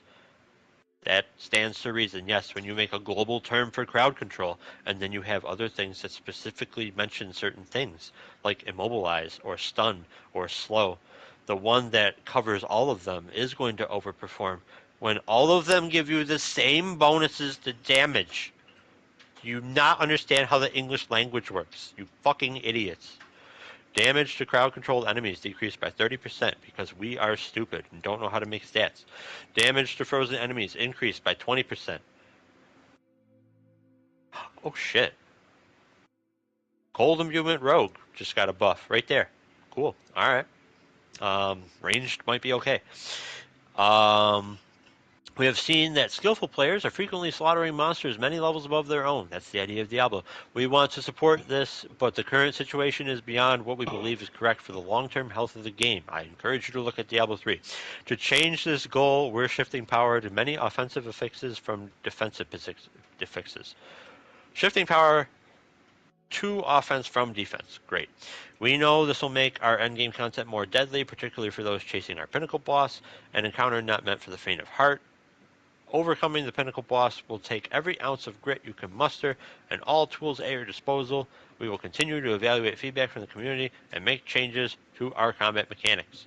Let me change this. We have seen skillful players that have the time to grind out all the gear that is impossible as all shit to get because the drop chances are way too low, go up against the highest threat boss in the game, Uber Lilith, and literally kill her in seconds, which all of what we're about to do is not going to change a goddamn thing because we are going to be increasing the damage, making this even more likely to occur, whereas we're taking down the player's defensive stats for no reason at all, when if you can just immediately kill a boss, it doesn't matter how low your defensive stats are because that boss wasn't able to do a damn anything. Good. Physical damage increased by 25. Oh, I'm just going to lump sum this. Damage increased by 25%. Damage over time increased by 40%. Although poison is not listed as a damage type for damage over time. So maybe they learned something. Oh my god. Damage with weapons, 25% increase. Human form, 25% increase. Shapeshifted, 25% increase. Blood and bone, 25% increase. Brawling, companion, conjuration, all 33%. Cutthroat, darkness, earth, frost, imbued. Oh, never mind. There's imbued. All right. 25% increase. Wow. 25% increase. Okay. Imbuement skill damage increased by 33%. Good. They got both parts of that. Excellent. So we double dip. Rogues back up on top, baby. And I don't think they ever went down, but they're even more on top now. Marksman, Pyromancy, Shock, Storm, Summoning, all 25%. Trap and Weapon Mastery, 33%. Werebear, Werewolf, 25%. Total armor reduced by a third. Fuck you. Attack speed. That's the best defensive stat in the game because you fucking broke resistances. Oh my god. Kill me. That's what's going to be happening. Attack speed for 4 seconds after dodging an attack increased by 20%. I don't even know what the hell. What does that even mean? Damage for 4 seconds after dodging an attack increased by 20%. I don't know what these stats are. Apparently they're giving me something. Total armor while in werebear and werewolf form reduced by 25%. Damage reduction from close enemies, distant enemies, enemies that are bleeding. Oh, no, sorry. Close and distant enemies, damage reduction reduced by 20%. Damage reduction from enemies that are bleeding, burning, poisoned, affected by shadow damage over time, and reduction while fortified, all cut by 25%. I don't know how big that is. That might not be that bad because of how the diminishing returns work in this game. So damage reduction, you're going to have to put it on more things, I guess, but like the biggest thing is armor taking a 30% reduction. That's going to be changed very quickly. I absolutely guarantee Blizzard changes that in like the first couple weeks. If they don't, they're rip their offices. Because Jesus Christ, that is so much damage reduction that is going away, especially with how stupid their resistances are. And that's the bottom of the patch notes, by the way. So now we're just on a rant. Wow, survivability just got hit in the most absurd way. If you aren't using a defensive skill that makes you unstoppable and somehow invulnerable to damage, good fucking luck on hardcore because you're gonna get shit on. Armor is like 70% of your total defense, and they just cut that by almost a third. Actually, no, by a third. So get wrecked. Wow. Overall, these are the worst patch notes I've seen for any Diablo game at any point of its lifetime. And God help Blizzard in the next few days. I'm not wishing anything upon them, but I'm sure people are right now on Twitter. Um, this is just bad. This is bad. There's some interesting things in here. Some things got buffed that it's like, oh, okay, well, that's actually worth a look now. But Jesus Christ, what did we do to deserve just damage reduction getting nerfed to the ground? Why not just freaking knock down the builds that are one-shotting bosses, literally? Nerf the things I set. I was expecting nerfs to the Rogue Poison build, and you overall buffed it. Okay, fine. I'll just play it again, I guess, because there's nothing else really to play. All right, cool. Overall rating. I mean, I want to just say F because this is just fucking terrible, and we got nothing that we actually needed. No quality of life changes the community has been asking for, like putting gems in a different inventory tab, which there's already another inventory tab you could go to for crafting materials. All you literally have to do is just say gem goes here. In the code that should take you like a week tops to put in, and they've been saying all along that like yes they'll add it, but it won't be until season 2 at the earliest. I have no idea how that makes any fucking sense in the world. Their defense for that is, well, we've been working on season 1 since before the game launched. Cool. You don't work on bug fixes, quality of life fixes, balance changes, and all this other shit while you're still developing the game. That's just developing the game. You still made all these changes. So you still had time to put these quality of life changes in your game. More than enough time. So shut up. Don't lie. Bad. Bad. Slap you. Trying to have fun with this and not just yell at them the entire time. Oh my god. Alright, my head hurts. I'm done. That's my topic. I'm sorry. I know this is boring for everybody. Take it home. Or take it to the next thing. Whatever. I can't even speak. I'm too mad.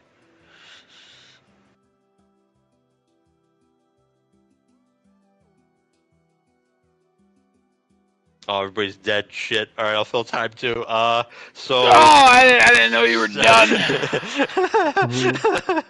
That went on for way longer than I thought I was going to go on for. So, it's a shame Genesis missed this. I know. This would have been fun for him. Kevin, great topic as always. How long was that page? How what? How long was the page of patch notes? Oh god, it just went. It just went. It I just skipped. went. It just went? Oh, You interesting. skip stuff. I skipped God. about 3 pages of word. Oh my god. Well, Kevin, you just talked for an hour. Yep. A little over, actually, but, you know, hey. I don't think anybody I told I was going to be doing this tuned in, so it's okay. Maybe You they know did, what? I don't know. They You got better viewers? have. They better have. I have no idea. I don't check. I don't care. I probably not. And if they tuned in during that, they're not still here. I'll tell you what. You know what I mean? You know what I mean? Kevin, that was so informative, I assume, to someone. No, it was interesting. It was interesting. You did skip a lot. I know you skipped a lot because I did follow along. Did you? No, Nice. no, I lied. I see now. I would have totally accepted it if you did say it because you usually look stuff up while I'm talking. I do, and I was watching TikTok and Instagram reels all while you were talking. I watched. Good. I got to vent. That's all. 10 minutes of an episode of the show Lie to Me. It's pretty good. Love the show Lie to Me. Show. It was a good show. Really good show. Yeah, my sister sent it to me, and then I was like, you know what? I'm going to follow it. Honestly, the TikTok version, real bad. They like fast forward, and everybody has like those squeaky voices. Gotcha. And I'm like, what are you doing? You got to build up to the lie to me moments. But they're like, no, lie to me all the time. So, didn't care for that. But also, I preferred it more than what was happening here. So, what does that say? Anyways, Kevin, Wow. do you have any other topics? Because I was in the middle of a good reel, so if you can keep this straight. No, I'm just kidding. No, you got anything I else? can. No, please, for the love of God. All right, real quick. Oxenfree 2, I haven't finished yet, but Oh, yeah. if you like Oxenfree 1, pick this up. It's better. Um, like don't expect like it to be worlds better or anything. It's just it's better than the first one. Everything that the first game did great, this does just that little bit better, and it's a lot of fun. It's a bigger game. Can't wait to play it like again and again and again to get like all the endings and whatnot and find all the secrets, which actually seem to be even more hidden than before. So that'll be fun. And also Viewfinder, I started playing today. Highly recommend. Very good puzzle game. I don't know yet how like God, I don't know how to word this without like insulting people. I don't know how. I'm just gonna say it because I don't know how else to word it. I don't know how like intelligent the development team, or intelligent and creative, both the development team was yet for the puzzle game. Like I can't gauge its difficulty as of yet, um, but like it has the potential to get up there with overall difficulty and making your brain hurt while you're trying to figure out how to get from point A to point B. Whoa! That's a Um, Noto's ear? What the yeah. fuck? Whoa! um, so Viewfinder, if you like puzzle games, it's quite fun. Out today. Oh God. Hey, none of that. Hey. um, that's it. Were we talking about Microsoft? We can. I don't really care for it. All right. Brief. Yeah, we could chat if anybody's got anything specific they want to talk about. Not really. We going back down? We could stay here if we need to. Oh, we're just gonna Yeah, stay here. no, All right. fuck it. You know what? Hit your chairs. Okay, bye. Hit the chair. All right. Wee. Don't move at all. Just hit the chair.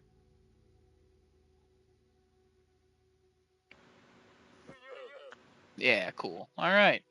Yeah. Works out great every time. I guess we could talk about Microsoft a little bit. The Activision deal's going through. I hate it. Not because I'm a Sony shill. I hate it because large companies buying large companies are stupid. Um, it doesn't help competition. It's great that all the people who are terrible at Activision get huge paydays. We're all happy about that. Yay. And also, uh, less people are going to play all of those games because Microsoft's going to go exclusive with a lot of it because, of course, they are. But hey, PC people will play them just like they always come out in force for single player games. Haha, love PC. Um, yeah, I'm upset it went through. I'm not shocked, and I'm not upset like a lot of people who are PlayStation people are.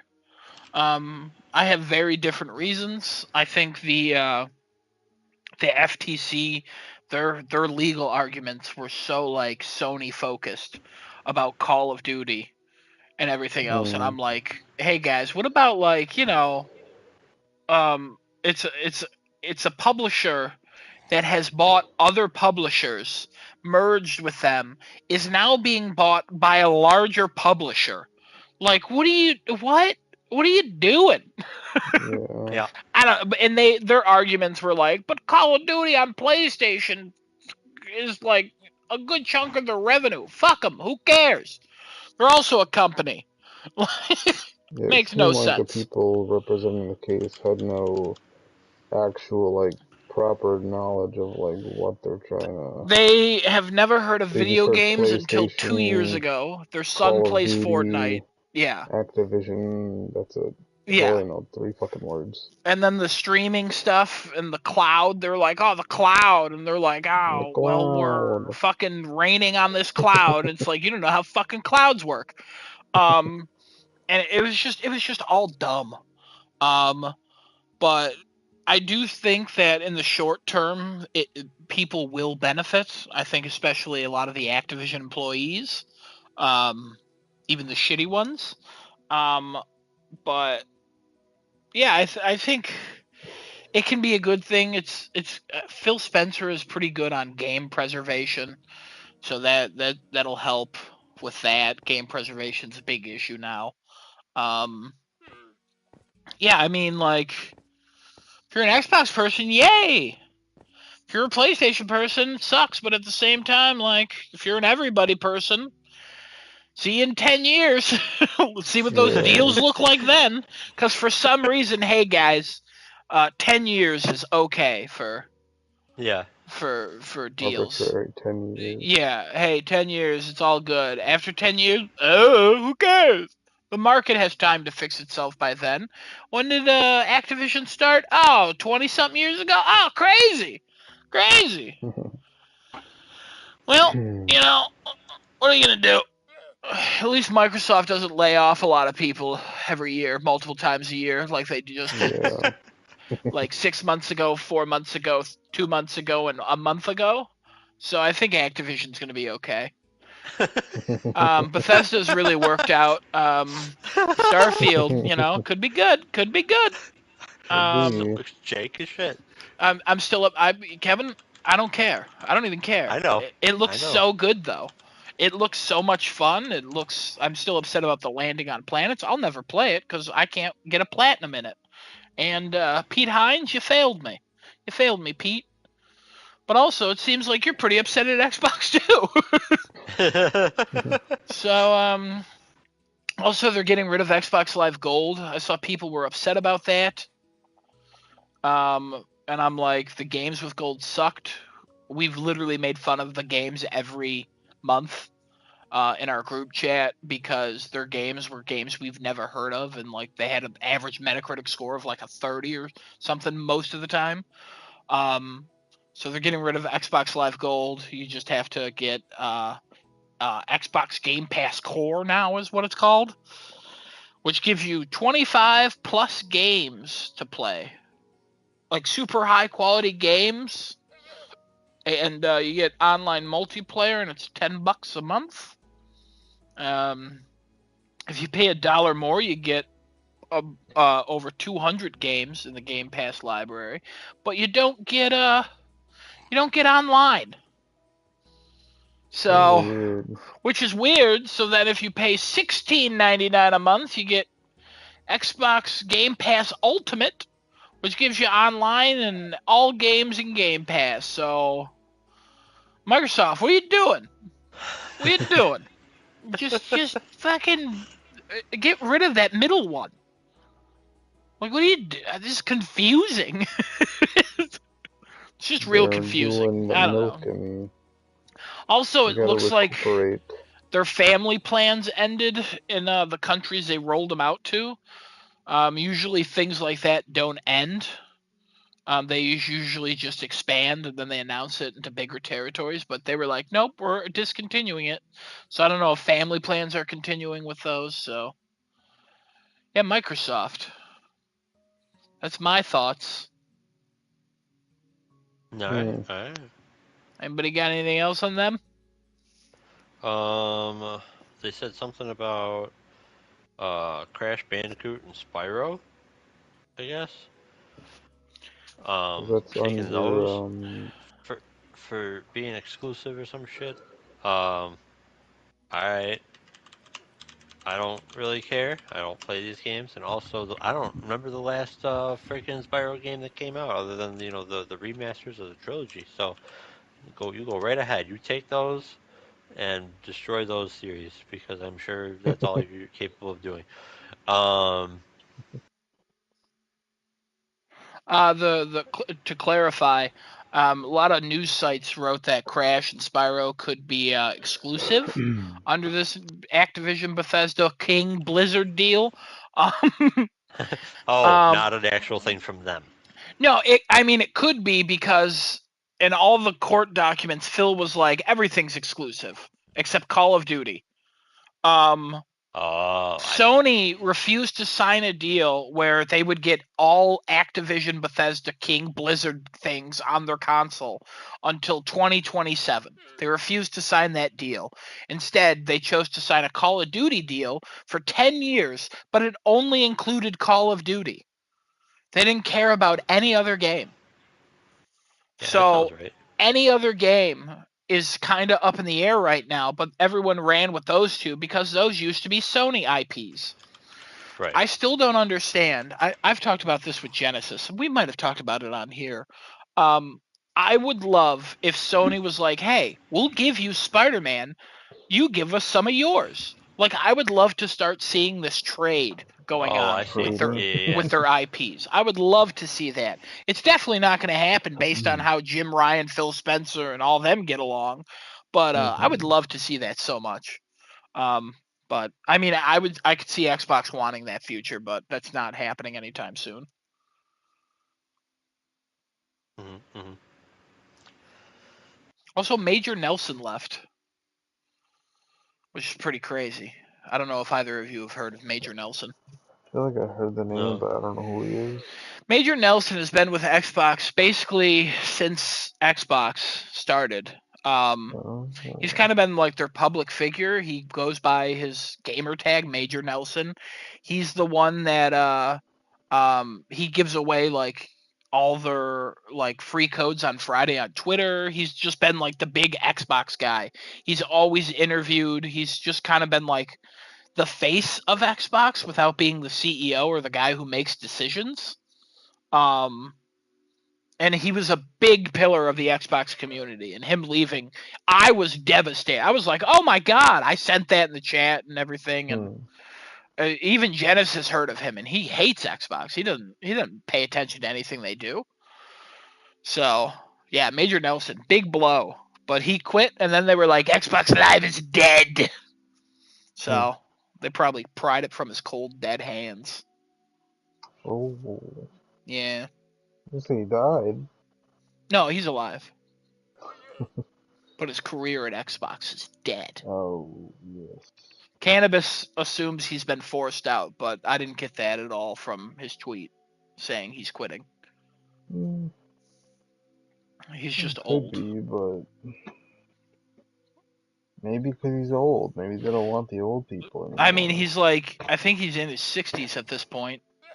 So yeah, they want the. He's probably rich as fuck. They want the youngin' Phil Spencer to keep on. Phil Spencer, not that young. Trucking. Well, he's young enough.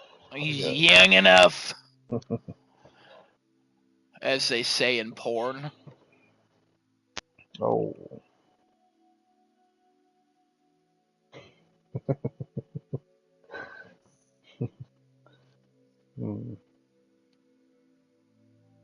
Well, I thought. Oh, sorry. No, go. I thought this wasn't gonna go through, and yeah, that's all I have to say. Wow. All right. all right. There were moments where I thought it wasn't going to go through, and I thought like the governments of the world were like, "Hey, you know what? This seems bad." You know? Yeah, but everybody's like, you know what? This is great. You go ahead. You guys stop disrupting this, and you guys shut the fuck up, and you guys have your companies. There you go. Here you go. Have a good day. Bye now. Like, hey, I didn't think that a $1 trillion company could buy its way, even though it's in last place in the market. I didn't know it could just buy one of the biggest publisher competitors. To hopefully build its portfolio to become the biggest competitor in the market. Like, who knew that was possible? Right now, the largest third-party publisher on PlayStation is literally Xbox, with Call of Duty and Minecraft. Like, what? What? Like, what counts as monopolizing at this point? I don't know, but hey. You know, if Kevin's to be believed, this will all fall apart in 7 years. Oh. I mean... So you were going to talk about Kevin? Well, I mean, Kevin's always kind of down on Microsoft as a whole. Because, I mean, not say Kevin's a downer on them. They're just saying, like, Microsoft's going to Microsoft. Yeah, Microsoft's going to fuck up. Microsoft does this thing where they buy a lot, they do a lot, and then they go, "Oh no, we can't afford this. We'll. Are you going to sell it off? Oh no. We closed those 2 months ago, and we let all those people go. So, Like how Disney is thinking about selling off its TV networks. Wow.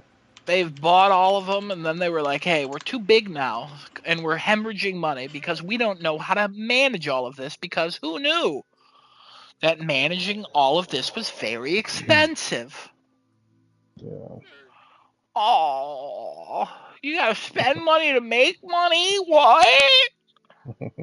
But the money doesn't come quick? Oh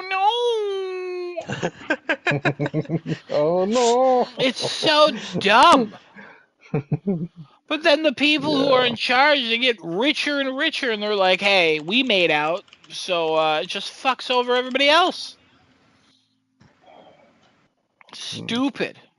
It's all stupid.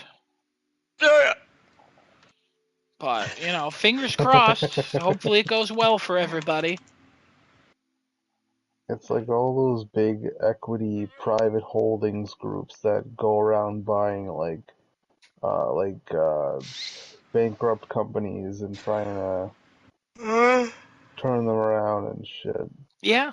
And then they can't do it and they're like, sell to this other one. And then they're like, oh, I'll try it again. Mm-hmm. And it just keeps getting passed on until the company's just dead. The place where I work has been around since like 1997. They have been bought and sold 9 times Wow.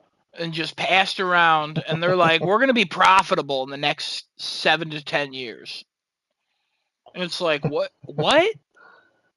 That It's like, your we're making company our is money back, but, we're still in the negatives. It's like, then you're not a good company. You're doing bad. You're doing a bad job. But, like, in the eyes of the investors, we're still doing good because we're not losing as much as they thought we were going to lose. So, technically, we're profitable in a way. your company is the little white girl surrounded by an old black guy. Yep, yep. It really is. It's like, it makes no sense. I mean, the company I work for, I would say it's a good company. Don't get me wrong, and I Mhm. feel like I have good job security. But it's just dumb things. It's just money at a certain point just doesn't matter. Yeah. Like, I'll never understand how much $69 billion is. I will never fathom that amount of money in my entire life. Oh, basically guaranteed. I'll never understand it. And Hmm. that's how much Activision cost. Like, the fucking Powerball right now is $1 billion. 68 more of those and you could have bought Activision. And it's still one of the biggest jackpots of all time. And it's just crazy that its companies can just throw this money around and then just affect so many things. And it's like, hey, it'll be fine for now. Do you know? No. It's dumb. It's all dumb. Yeah. And then keep seeing people online, and then maybe a couple people we know, maybe one person who's having a personal issue. They want Sony to buy Square Enix or Sega or like something else, and I'm like, no, it's also a problem. Stop buying these big companies that are doing fine by themselves. They Buy the should have small for ones. Buy an yeah, Ember yeah, I was gonna say Labs. for the small ones it's actually beneficial because then they have like a backbone, Yeah, right? like a Housemark was a perfect buy because they were not doing great. They were making solid games, and the games they would put out quality every single time, like Returnal that Kevin loved, and you, Oh, Desinota, you freaking great loved. game. Mm-hmm. And then they were doing the side scrollers and stuff, but they just weren't selling. And then they wanted to put more money into Returnal, and they needed investment. And then Sony was like, yeah, we'll invest. And then Sony was like, you know what? We're going to invest more in you. And now they're ramping up production, and they're spending more and more. And now games are getting more expensive to make for some reason, because money's fake. I don't know. It doesn't matter. Hmm. Um, There's like a rumored report that Grand Theft Auto 6 cost $2 billion to make. And they've been working on Okay. it since 2014. And that is insane if that's the truth, because that game would Little have to literally absurd. sell the same amount as GTA 5 and be more profitable online. And GTA 5 is still active. Like, Yeah. it's unsustainable. It's the Netflix approach. And that's what Game Pass is. That's what Microsoft's doing. It's just all dumb. And we're all just watching these dominoes be set up, and we're just waiting for someone to accidentally knock one down. And at the same Yeah. time, people are like, well, now more people can play Call of Duty. The reason they stopped putting Call of Duty on the fucking Nintendo platform is because nobody played them. Like, oh my god. Kevin, it's all dumb. I'm mad. Yeah. Anybody else got anything to say about Microsoft?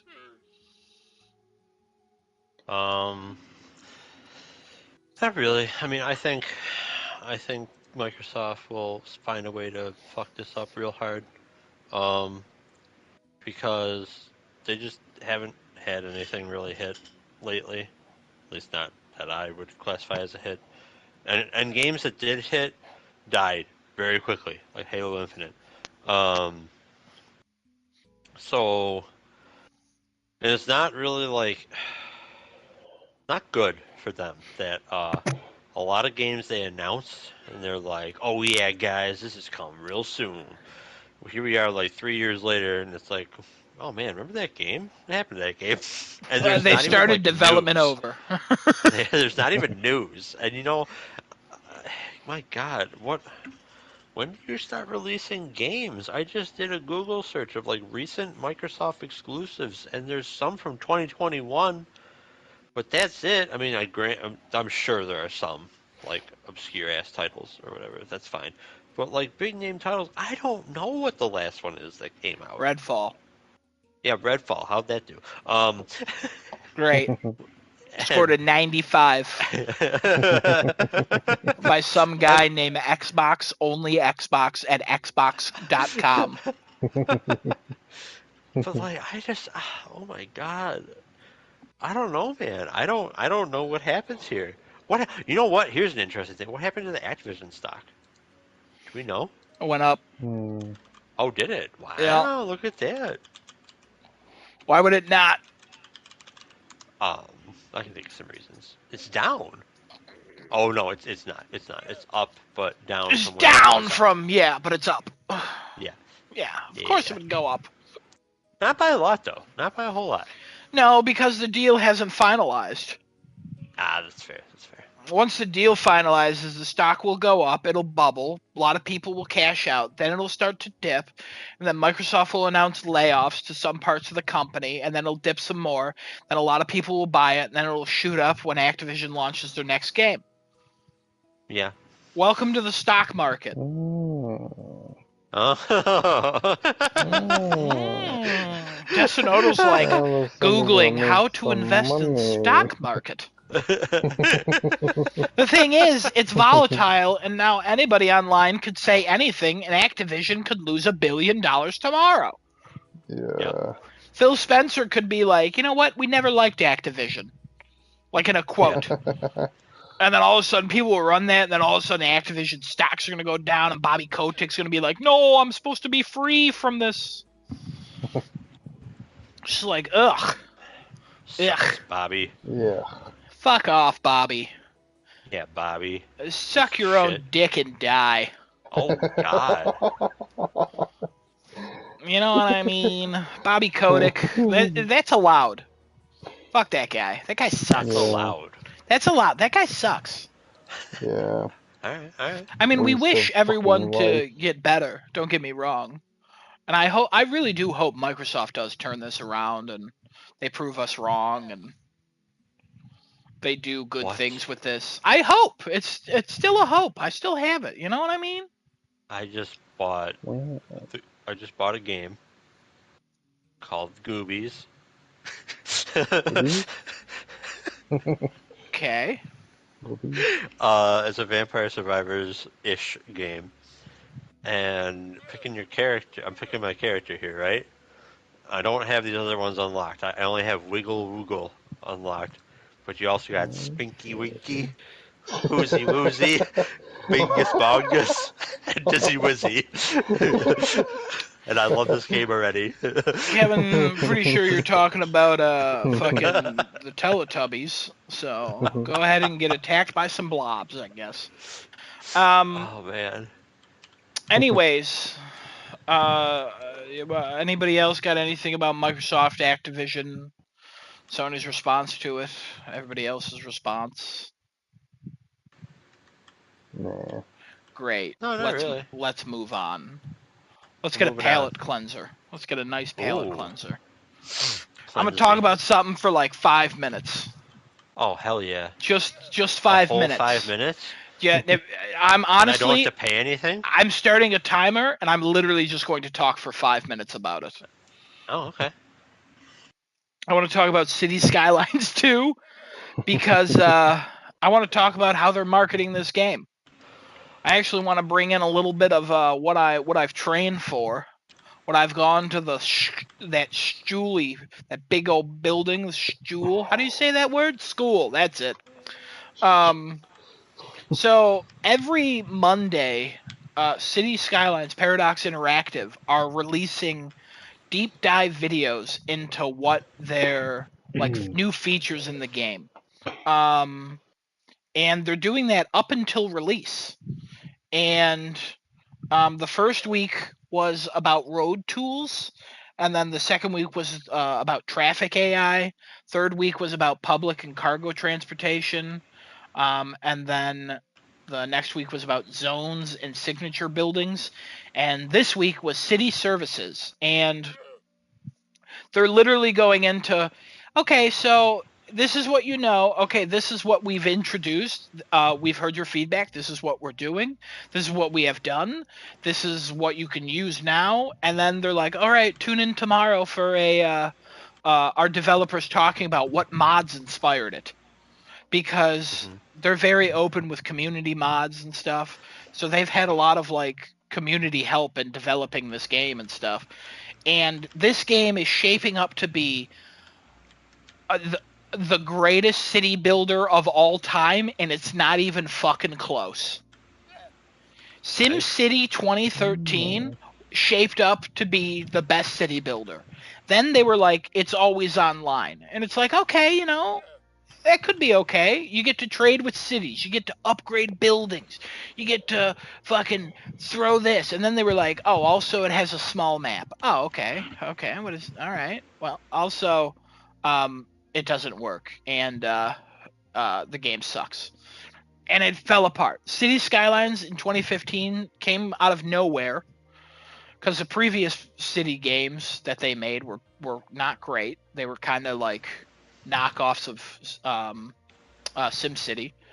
But City Skylines started a whole new one, and that game, the most realistic city builder. This one is fucking nuts.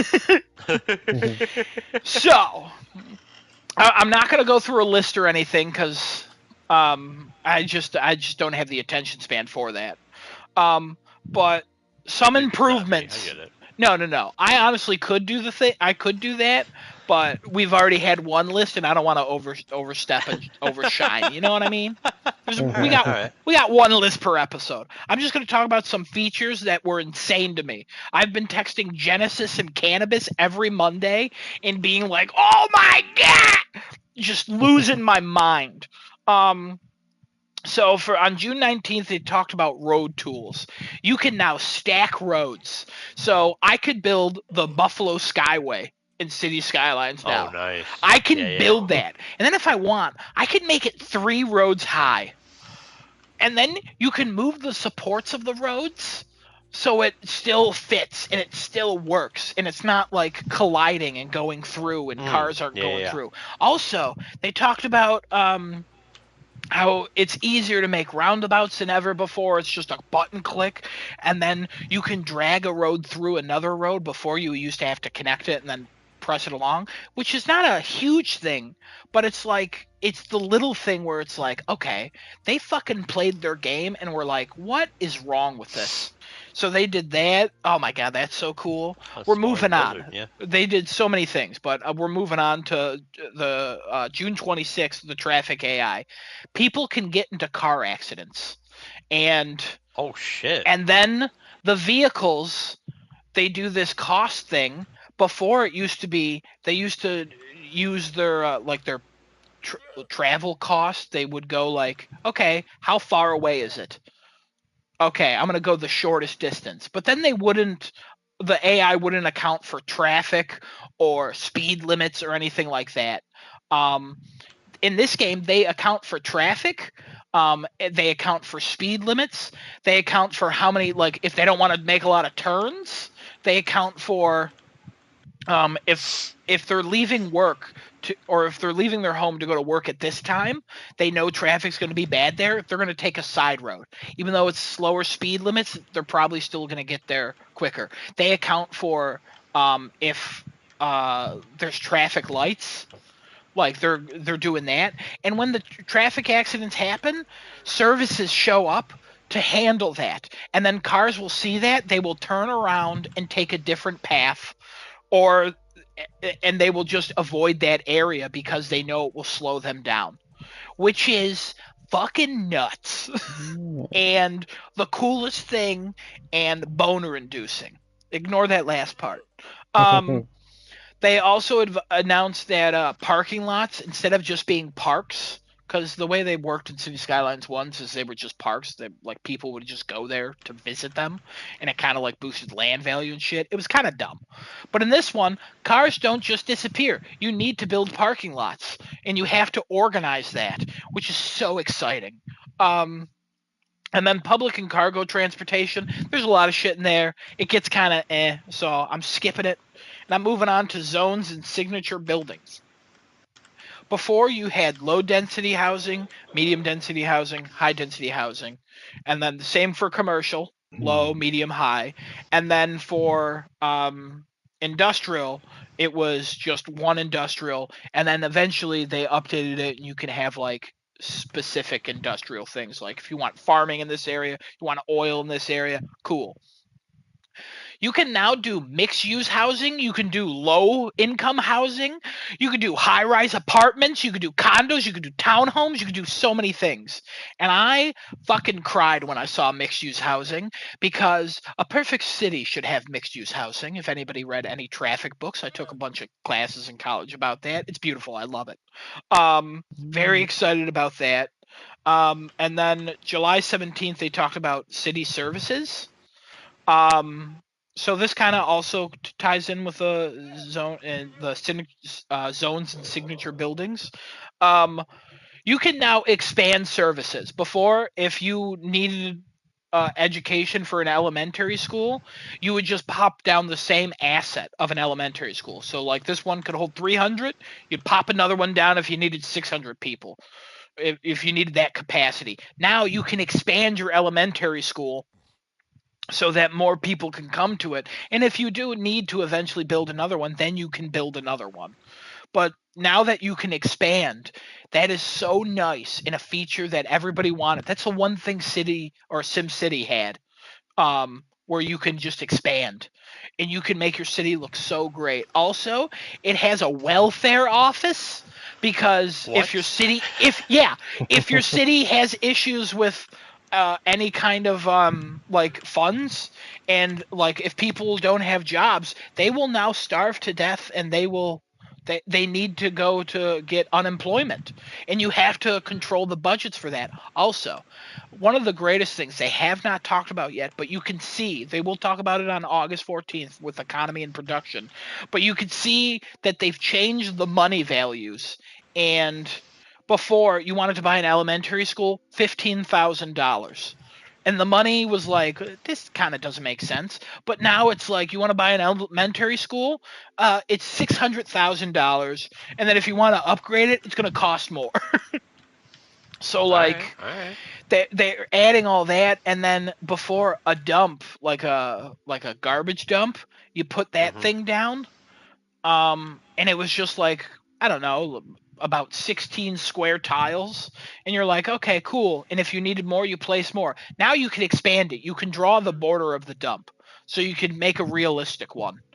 Um, they're literally doing everything right. And if anybody has any interest in this game, I'd recommend going to the Paradox YouTube channel and just watching the Monday diaries of what they've been showing off, because they're short 3 to 4 minute videos that talk about all the new features, and it looks so fucking good. So shout out to Paradox Interactive and that whole development team and the community that's helping them, because they are literally advertising this and building this up, and it's right now it's my most anticipated game of the year, surpassing Spider-Man, based on how they've done this. Which is crazy because I am off the week Spider-Man comes out. I took a vacation for Spider-Man. But I'm still like, "Oh my god. Will I pre-order City Skylines 2? I might." Oh. But I'm so conflicted. Do I want to get it on PS5 or PC? But I'm conflicted again. Is my PC strong enough? So do I want to get it on PS5 or do I want to upgrade my PC and get it on PC? I think I'm going PS5. I don't know though. It's crazy how that's the same day launch. I don't know what's going on there. Oh my god. Next week, electricity and water. I won't talk about this again next week. Maybe I'll do this like every 5 weeks or so. But yeah. Oh my god, it's so crazy. I can't wait. I can't wait. Highly recommend. So yeah, that was over the 5 minutes, but I don't really care. Good. You shouldn't. All right. Before we wrap up, I say we do the wheel, because Decinoto, you want to go first? You said you did some wheel. Yeah, a little bit. Hmm. The show that Kevin recommended to myself and Genesis a while ago, called Jormungandr? Jormungand. Oh my All right. god. Yeah, I watched the first episode, and I thought the characters looked a little odd. I think they tried to make them look more like European, I guess, with like their facial structure and their facial mannerisms and um, the main character, the main character person who has a pale face, the long white hair, I thought was a Yes. guy when I saw the cover or the cover photo Yeah, for yeah. this anime, and then as soon as I heard the woman voice, I'm like, wait, it's a woman? Yep. And then you kind of get more of her expressions in the show, and now I'm okay with it. I can see Okay. that. All right. Because she's very like, she's very, She's very. she's, I don't know, she throws tantrums sometimes, but she can lead a team to go and steal a whole, like, fucking warehouse of military weapons.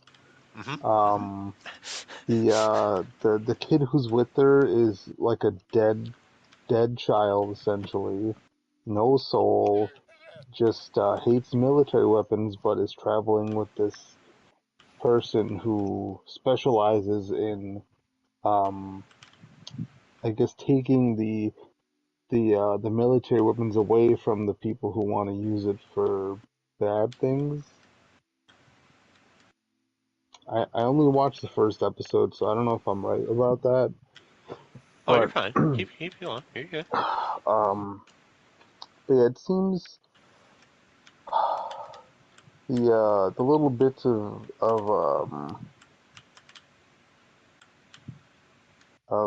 interaction you get with that main character lady, it was good. Without that, it kind of felt a little dry. Um, so I think I will continue watching, probably a couple more episodes and see where they go with it. And yeah, we'll go from there. All right. Yeah. Yeah.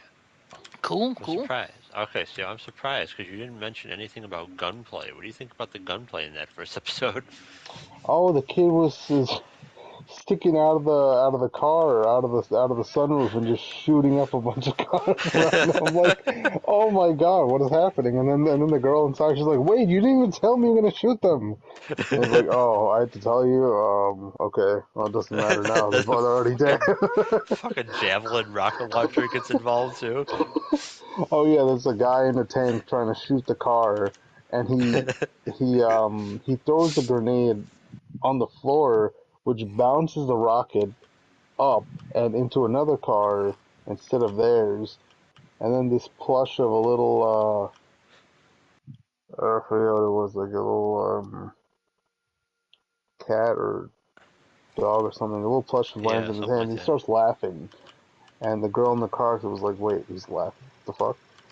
And then the guy is reloading his RPG. Meanwhile, when that's happening, he's reloading his RPG, and the kid's like, "Okay, I'll take care of this." And he does a bunch of shots to the armored vehicle, bounce off the vehicle onto the car, um, and then he lines up, takes the one shot, boom, headshots the guy. The guy's about to shoot the rocket, and instead shoots the rocket inside the armored vehicle. Because he just drops it, and then they go boom. I was like, okay, wow. Oh, I But love I think the I see gunplay in why that. you like the show. Very they go pretty in depth about the guns, and I have no clue what they're talking about half the time with the guns. Oh yeah, So that's fair. Yeah. yeah. Um. Yeah, you'll get more of her really soon if I remember right. I think it's like episode 2 and 3 that cover more about her character. Yeah, in the first episode too, she was sleeping and then she woke up randomly, and the kid is talking to some other older dude outside the room, and then she's like sleepwalking out Hmm. into another room, falls onto the other woman that's sleeping on the couch, Yeah. wakes her up, and she walks out of that whole room, and they're like, "Oh, the bathroom's back in there." He's like, and then she just looks at them, still sleeping, turns around, walks back in the room, as if nothing happened. Yep. Yep.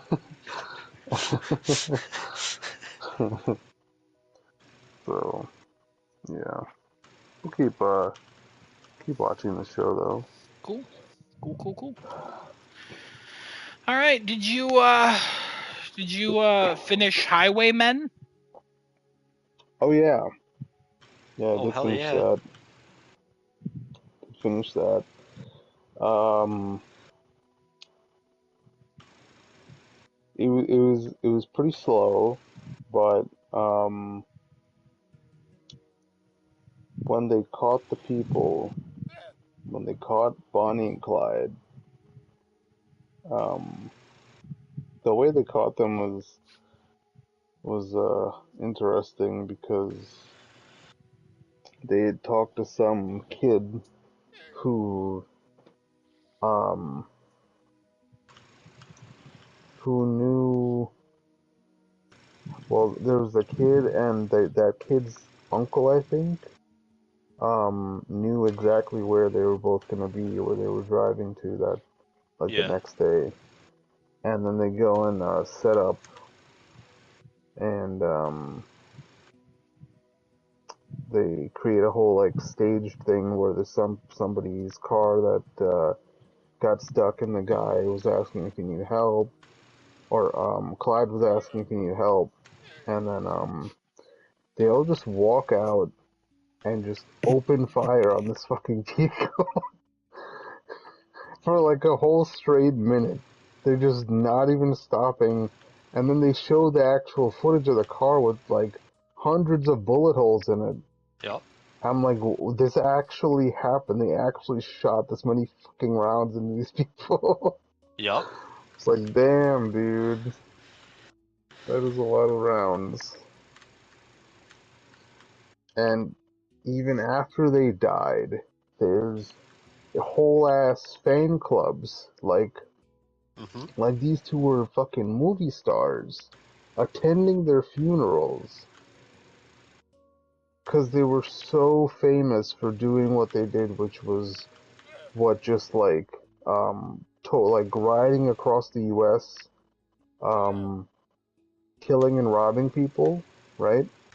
Yeah. For the most part, and just getting away with it every time.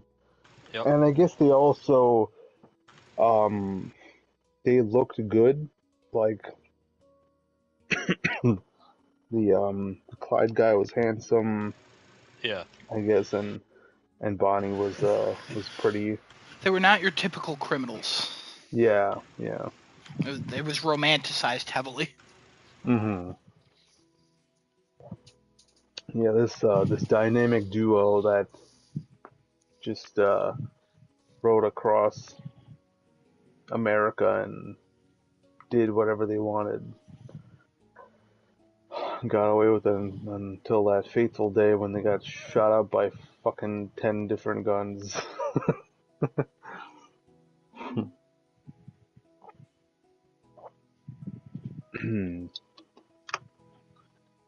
But movie was good. Always love to see Woody Harrelson Mm-hmm. and who's the other guy? Forgot the other lead actor. Forgot who he is.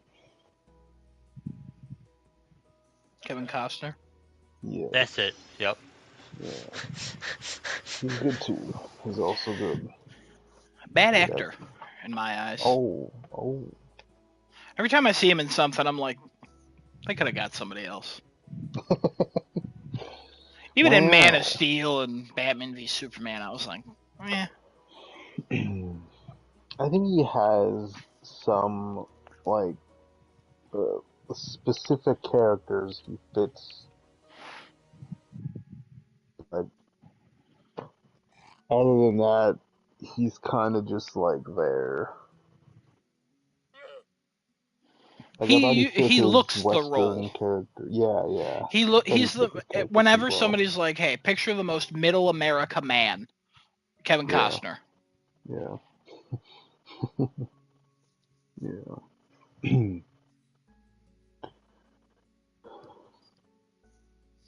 Yeah, All right. that's the only other real thing I did. Cool. Kevin, Adam, anything? No. Great. Same. Yeah. Yeah, didn't do nothing. Still haven't watched Black Mirror. I Still haven't watched any of the movies that Kevin Yeah. I recommended. normally at least did some things here, but no. This week was just no. I Yeah, don't know why. Kevin and I were I was texting just out of earlier. it. It might have been yesterday. I don't even know. It doesn't even matter. It was earlier today. Was it? Feels Yeah. like a lifetime ago. I know, right? Where we're like, we didn't do shit this week. I literally played Ship Graveyard Simulator and watched about maybe 160 hours of YouTube. I don't know how many hours are in a week, but I'm sure that adds up. Mm. I Don't look into it. did about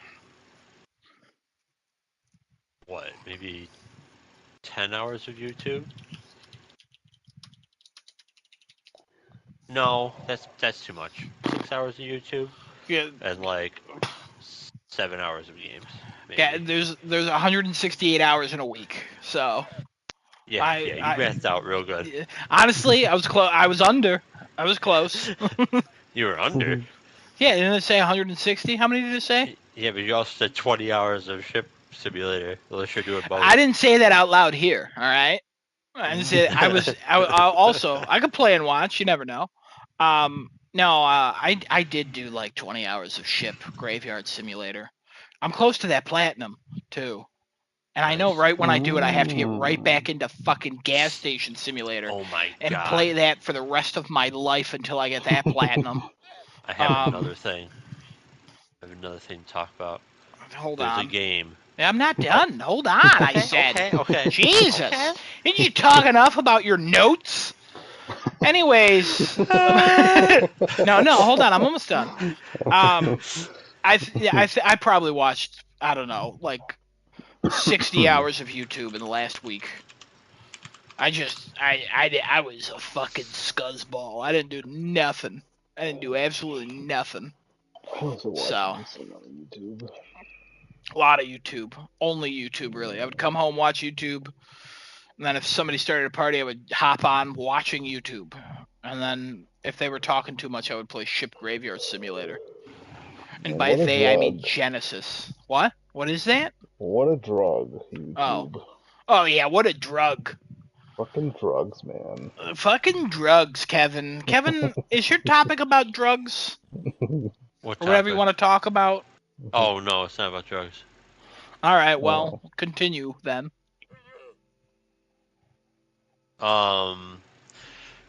Dave the Diver. God, I hope this game comes on PlayStation. If you haven't looked into that, Adam, it might be a game for you. I don't know. Kevin, I have looked into it. Yeah, I have, yeah. that thing is exploding on Steam, and the developer was, last I read, the developer was basically like, "Yeah, we don't know. We just don't know like how well it's gonna do." Well, it did well, so there's a chance that it comes to PlayStation. I would like to play it on PlayStation because I would like to chase some trophies down while playing this game because it looks real freaking fun. I just want like a definite one way or the other. Is it coming or is it not? And it still is nowhere. So the developers of Dave the Diver, who are totally not listening to this podcast right now, just say definitively one way or the other. Okay, that's it. All right, cool. But yeah, I've looked into Dave the Diver. There's like 9 diving games that were at Summer Game Fest or whatever the fuck it was called. And all of them piqued my interest. And every time Genesis was like, "Hey, that looks like your type of game." And I was like, "Oh, man." There were like 2 there. And then Dave the Diver was another one. And I was like, "Was this fucking there? I don't even remember." And then, yeah, Game Informer had a review up. I read it 2 days ago or yeah, Monday. Yeah, I was looking for tires today at work, so I had to read it Monday. Yeah, Monday. So, yeah. Looks good, looks fun. I've heard good things. I've read good things. It looks so freaking good. Oh my god. There's not a lot of games I haven't heard of. You know what I mean? Yeah. I usually am. I'm on that train. I'm on the game train. You know what I mean? I'm fucking there, baby. I even heard of Goobies before. That's why I mentioned the enemies, the blobs. Oh. So, like an Fun game, by insane the way. man. Yeah, it's not for me. I know it's not for you, but that's fun. It's not for me, Kevin. Also looking at Xenonauts 2. That apparently is doing pretty decently. Never heard of that. I'm just kidding. I have. Anyways, Oh, yeah? anybody got anything else to say? I do. Hey everybody. I hope you enjoyed this podcast. I don't know if it's done yet, but I hope you enjoyed it. No, we're ending it. I mean, it's done now. We're ending. It's over. I'm sorry for spouting out numbers. No. And rambling on and on. Don't apologize. Don't apologize. You know, I'm passionate about Diablo. Season of the Malignant is really gonna suck. These patch notes were awful, but you know, there's time for them to fix things. That's it. Okay, all right. The one who should apologize is Genesis. We'll wait until next Tuesday though to get that from him, if he will be here. Whatever personal matter happens or not. We'll just open with that. Be like, what? Get into the specifics of this personal matter. And if it was that personal, why didn't it include your brother? So also I texted him, "You okay?" He never responded. Uh-oh. Which is pretty rude. But also, he fucking read it. Like, wow. He read it like 11 minutes after I sent it. So, personally, I hope he fucking dies. Oh, Um, jeez. but tune in next week. Hopefully he'll be here in good spirits and everyone in his family is alive. Um, he spoiled a video game for me today that's not out yet, which is pretty cool. Love that. So I spoiled the one he's playing. Fuck him. Kevin, you know what? Real quick, he sent Yep. a Reddit post, and it was like, "Hey, rumor: Assassin's Creed Mirage spoilers." And then in the comment, he put Rogue, and Rogue means that. Well, the thing said there's going to be a twist in Assassin's Creed Mirage, and he knows I was going to play it eventually. And Rogue, he just said Rogue, and I'm like, we've talked about Assassin's Creed Rogue before. It was a guy who was an assassin killing other assassins. Uh-huh. And he's like, it's not a spoiler. It's vague enough. I'm like, there's literally no other meaning to Rogue.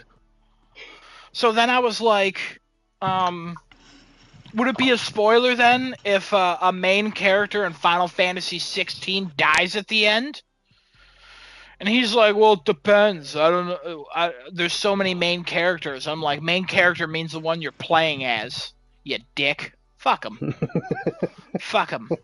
I also looked up the AI Somnum files that he's playing. I already know the spoiler for that. I don't think he's watched Scrolls yet, so I'm gonna spoil that. Just gonna fucking pile on. But I don't know what this family or this personal emergency is, so I don't want to Well- pile all this on while he's fucking grieving the loss of his daughters or something. You know what I mean? I just looked up. Oh my I just looked up Ubisoft news, and there's no new news coming out of them, so they're fine. So that's not the personal matter. Yeah, Kevin, great thinking. Great thinking. Didn't even do that. You know. Honestly, I thought the personal matter was going to be like, I'm sad about you ruining Final Fantasy 16. And I got to empty my balls into my wife. Because he doesn't know how to pull out, you know what I mean? It's all right. One day he'll pump, and on the 18th pump, he'll produce a boy, hopefully. So, welcome, everybody, to the end of the show. Thank you for joining us. Usually we're more lively and happy because all of our members are here. If you don't count this week and 2 weeks ago when a holiday trip came out of nowhere for the same guy who's have a personal matter today. This man doesn't know how Tuesdays work. It's weird. They come around once a week and he's still surprised. But thank you everybody for joining me. I did not know that your name was Decino 2. Why are there 2 O's at the end of your name? Has it always been that way?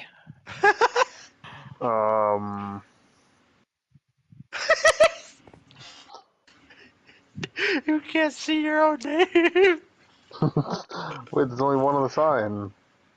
Above I your know. head. Oh, I thought. boy. I honestly thought your name was Decino Toe. Oh, It's 2 O's. Well, there's 2 O's because, Come on, quit the server. Disconnect from PlayStation. I'm waiting. The podcast isn't over until we get an answer. well, on Twitch, the one with 1 O was taken, so I had to add an O at the end. So your name is Decino 2? Well, you could just say, like, Toe. The one who chews Decino 2s. Great. Wow. Somehow this day got worse. All right, well, thank you for joining Kevin's patch notes and the other part of this podcast episode. We hope to see you next week. Maybe all 4 of us will be here, but Oh, my God game willing. closed. What the fuck? Just trying to hide it. No, it actually closed. Kevin, did you notice that he was Decino 2? No, I'm going back to other ones just right now. Yeah, Decino 2 left the game. Wild. All right, well, bye.